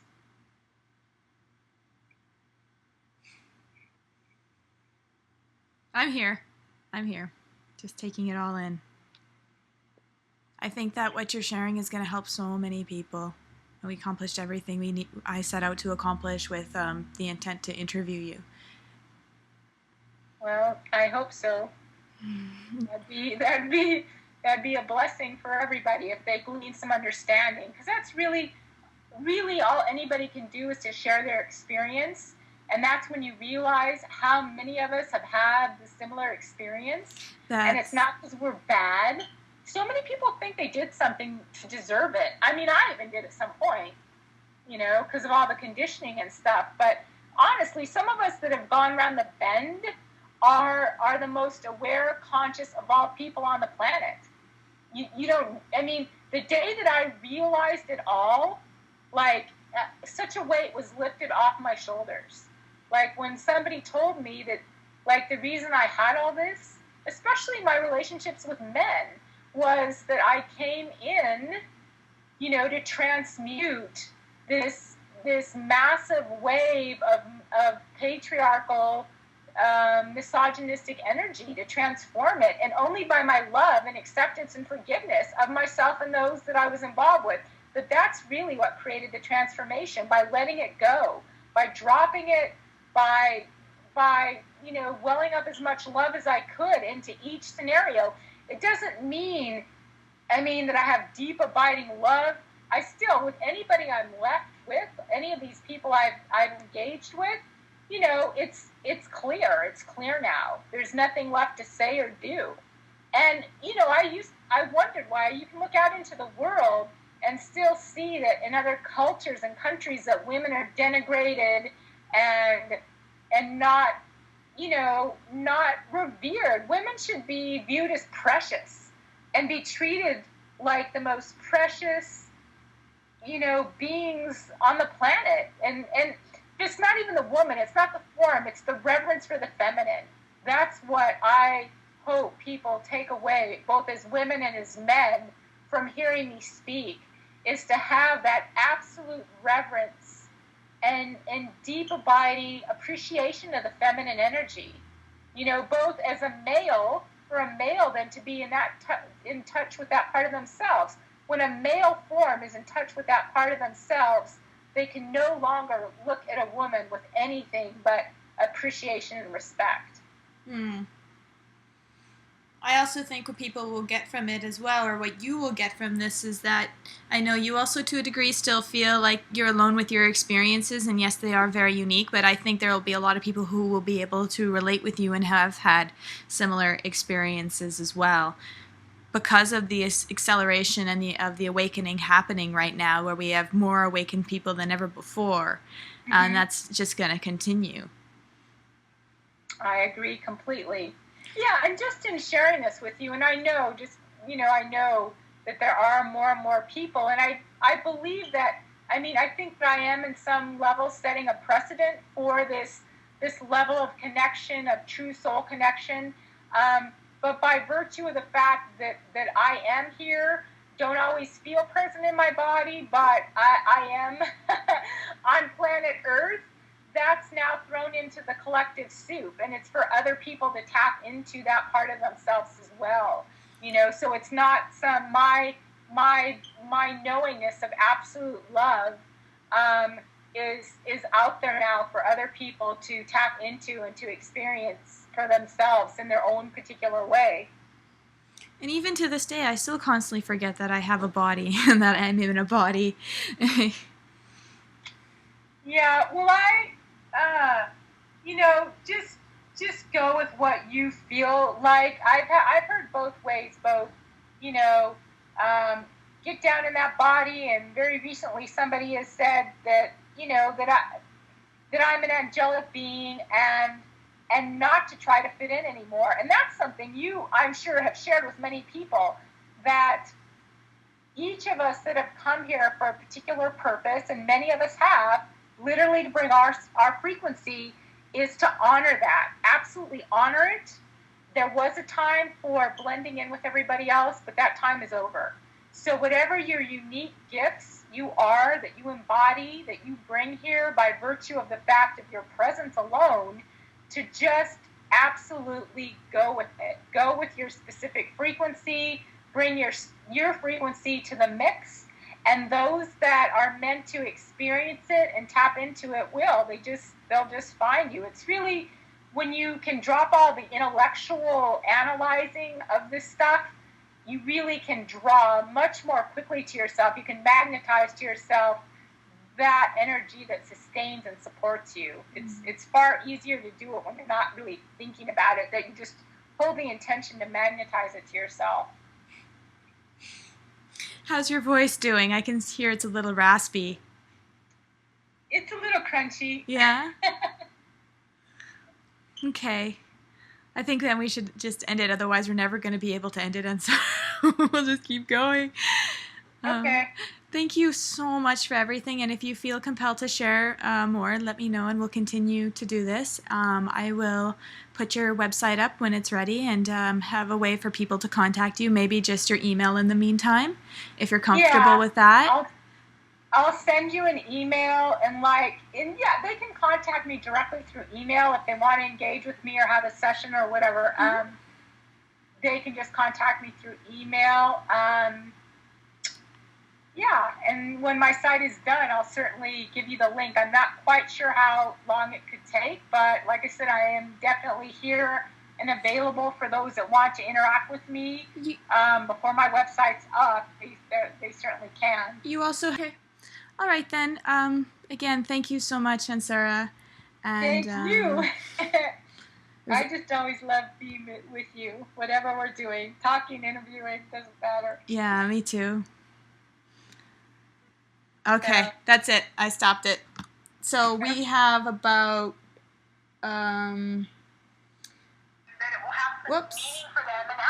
We have 4 hours, 5, 6... Maybe about 6 hours. No, wait. No, we don't have that much because we only started at 10:30 and it's 1 o'clock.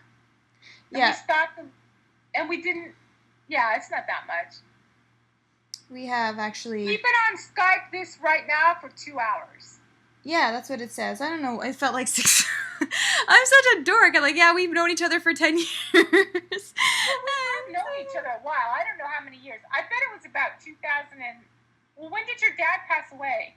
Yeah, I was 21. So, I was 21 and I'm 28 now. So I met you literally right after your dad passed away. Yeah. And I just remember thinking, how can you be so calm? God, you even seem sad. I totally remember that talking to you. So we have known each other 7, 8 years, something like that.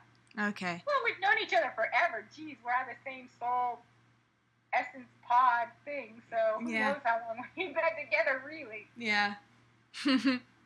Okay, cool. So I'm going to work on this. I don't know what kind of images I'm going to put. Maybe just goddess images or something. I'm not sure. I can send you some images I have. Yeah, actually, why don't you do that? Why don't you send me an email full of images that you would like for me to use that you feel describe what you're getting at? And that'll be easier for me, and I can just kind of go back and forth with those images. I don't even know how to use images, so it'll be interesting to learn. Gus will show me. Have you not done just an audio before? Yeah, with Andrew Bashiago, but not on this computer. Oh. So, how long do you leave it to? Till about 45 minutes or something? What? So how long would you leave it to? About 45 minutes or something? I don't understand what you mean, leave what to 45 minutes? Well, you have to edit it, right? So, Oh, no, I'm probably going to keep everything. Oh, my goodness, really? Yeah, because I've posted interviews with, for example, George Cavaslis, and it's 4 hours, and Andrew Bashiago was 6 hours, so... oh, my God! Yeah, and people listen to the whole thing. Wow. Every single one. So I know that will be the case with you as well. Oh. Wow, I didn't realize you had any that long. Oh, yeah, definitely. Well, I'll send them to you pretty quick. I have to go tinkle and get a drink. My voice is a little scratchy, but yeah. I thank you so much. Jessica, I don't know that I'd ever do this if you hadn't put it out there for me to do it. I probably wouldn't. I know. But I just realized the other day I only talked to a few people about some of this stuff, and they totally wanted to know more. They totally just were so interested in what I was saying. Yeah. But since I'm around my biological peeps who don't give a shit about what I say, it was refreshing for me. It was kind of a support to have people actually want to hear what I have to say. Encourage me to keep sharing. I was like, really? Wow. It was so liberating. It opened up all these doors. So.